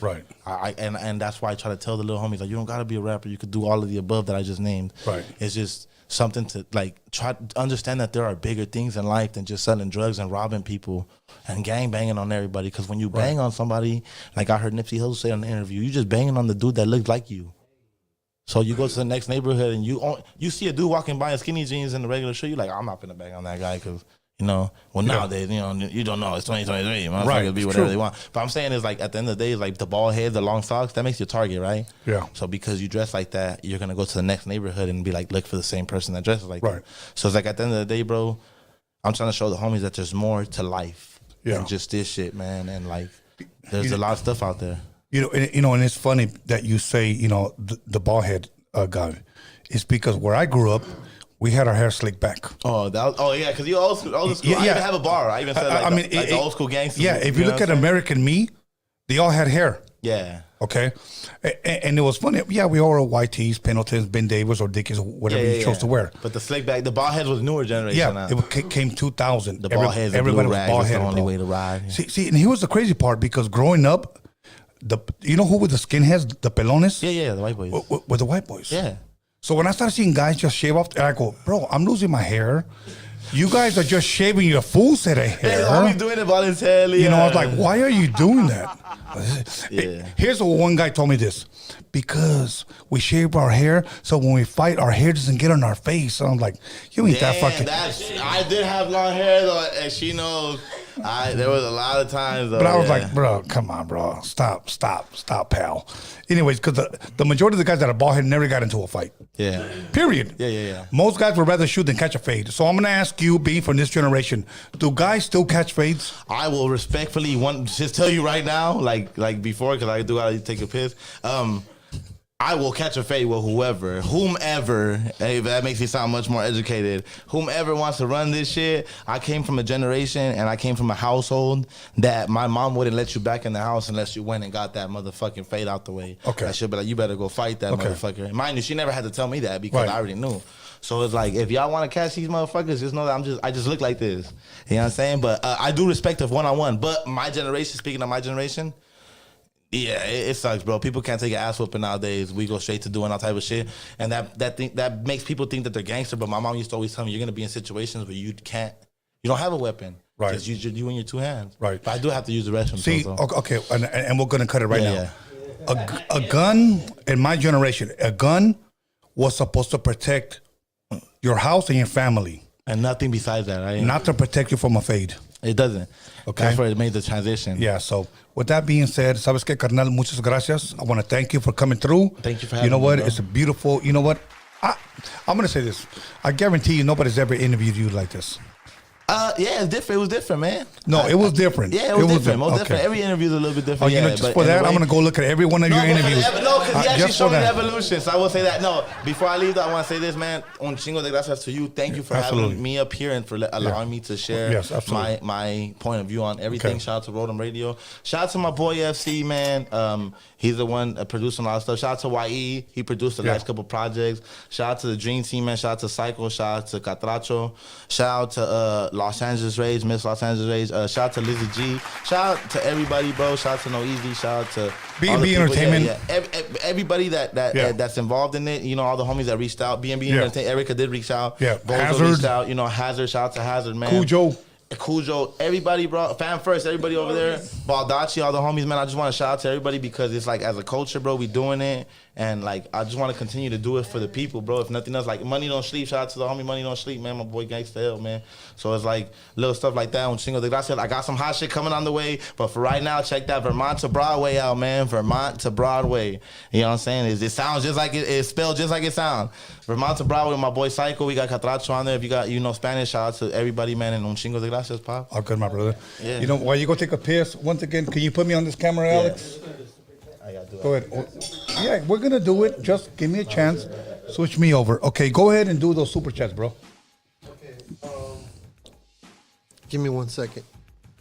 Oh, now you want to give me 1 second when you were rushing me over there. No, we got. Go ahead. We got right here. The Hip Hop Jedi became a member, and he also dropped a gift for one of the other members. So shout out to Hip Hop Jedi, and Harbor Area Tech became a new member. Thank you. And another name, fucking weird, but yes, Suck My Pacifier became a new member. Yo, thank you. Thank you. And Ghost became a new member. Ghost? Yeah, Ghost underscore or I don't know, dash Ghost. All right. That whatever. Rita also dropped a gift for one of the members on the membership. Much love, Riddy Castillo. Riddy Castillo, let me say this. Riddy Castillo has been buying memberships for people. So I want to say much love, much respect to Rita Castillo. Thank you, Rita. Yeah, go for it, bro. Okay, and let me see. Right here we got Enrique Ledesma dropped $1.99. He said, "Is Elboy sponsoring you? Money don't sleep." He's talking to the homie right here. The homie. Sorry. And Los Angeles Range 1 dropped $9.99. He said, "Thank you." All good, my brothers. Thank you for everybody who dropped money. Thank you for all the members. Thank you for everybody in the live chat. Thank you for everybody that has shown me love, and everybody who like, comment, subscribe, and share tonight. So other than that, go ahead. Okay, now that the homie's back, they said that they want to know if Money Don't Sleep is sponsoring you. Oh, nah, Money Don't Sleep don't sponsor me, but shout out to the homie, bro. Shit, I wish he would sponsor me. Shit, you know what I'm saying? The homie got some fly ass shit. That goes for anybody that look on some real shit. That goes for anybody that's looking out for me. Cause shout out to the homies from Smooth Hustle, man. Right up this shit, like yeah, like we got double sponsor shit. Look, this what the girls got wild bitches do. Look, Smooth Hustle, man. That's my boy Ledger, man. Him and my boy YDB and all them, they got some shit they building over there. Smooth Hustle was a big, strong force back in the day, like where Baldacci and all them started from. So it's like shout out to my boy JR. We got some shit coming too. Baldacci's been a real great mentor. You know, he's whenever I call him with anything, he's always there to answer. And also Bozo, shout out to my boy Bozo, man. Absolutely. He told me about you too. And then, like I said, man, un chingo de gracias. But yeah, Money Don't Sleep, man. That's my boy. Shit, like y'all go cop his shit. He's a great fucking entrepreneur, bro. I actually like study the things he does. Like to make moves, like shout because of him, we're looking into buying some vending machines. So if y'all see some motherfucking Wessmont vending machines out there, y'all better buy y'all shit from there. Like I'm trying to elevate. Like I said, Tony, like I'm trying to do the acting shit. I'm trying to do different stuff. This rapping shit is just like the stepping stool. Yeah, it's a diving board. Exactly. Damn, that's a good analogy. Yeah. So I love analogies. Yeah, bro. I love analogies. Well, call me and I'm a motherfucker full of analogies. Yeah, so I'm trying. The way you said that motherfucker up, I believed it too. I'm trying to tell you. So other than that, let me give a shout out to my boy Alex Cervantes Enterprise. Anybody that needs fucking brakes, transmission, smogs, legally or illegal, I'm only playing. King Corsos. King Corso. He will hook you up. I got you, King if you Corso. need air in your tires. If you need an air freshener exactly. You don't want your baby mama to know you smoked weed in the car when your baby was in there. Exactly. He's a big time marijuana, so he knows how to get rid of that shit. Allegedly. King Corso. King Corso. And my homeboy, News for Norbies. The personal computer guy. Yeah, this guy. Personal computer. He loves Taco Bell. He loves Diablo sauce. So for his birthday, send him Diablo sauce. I love Red's hot sauce. Me too. You this guy loves that shit on everything. He loves Diablo sauce. That shit tastes like mesquite. Shout out to the homie, the Diablo. Out there. And then I'm gonna give a shout out to my son B-SKANLESS for helping me promote this and the Hip Hop Jedi. Oh, that's your son? Yeah, that's my son. No wonder he looked fly as hell out there. I ain't gonna lie, he's the one who started navigating us in here like he worked for the downtown. No, that's him. You know that's him. Hey, shout out to your son. He cool people, man. I spit that dude out. That's why he looks just like me. Made me feel very welcome the moment I stepped up onto the property. Yeah, that's him. You know what I'm saying? And I'm gonna tell you why he digged you. I'm gonna tell you why. Because he's a lyricist guy, bro. Okay. He's a lyricist. I appreciate that. Like Mick Mills is his dude. Dude, I fuck what? I literally Championships by Meek Mill. I wake up to that. I take a shit to that song every day. Okay, there you go. Listen to me. I take a shit to a lot of songs, but Meek Mill Championships, that shit is inspiring, man. And our sound, he was like, he talked about street shit, but more about inspiring the youth, to do different shit. Like I said, we telling our story, bro. But absolutely, that's neither here nor there. Absolutely. So other than that, all of our moderators, Magic Girl, and everybody that's moderating for us. So once again, I want to thank everybody who liked, comment, subscribed, shared. Everybody who disliked, it didn't matter. You guys still watched. You still watch. So much love, respect. We out of here. We'll be back Wednesday. Thank you once again. Happy 7 de Mayo. We are out of here. Shout out to Figueroa. Hell yeah. Double F and Vermont.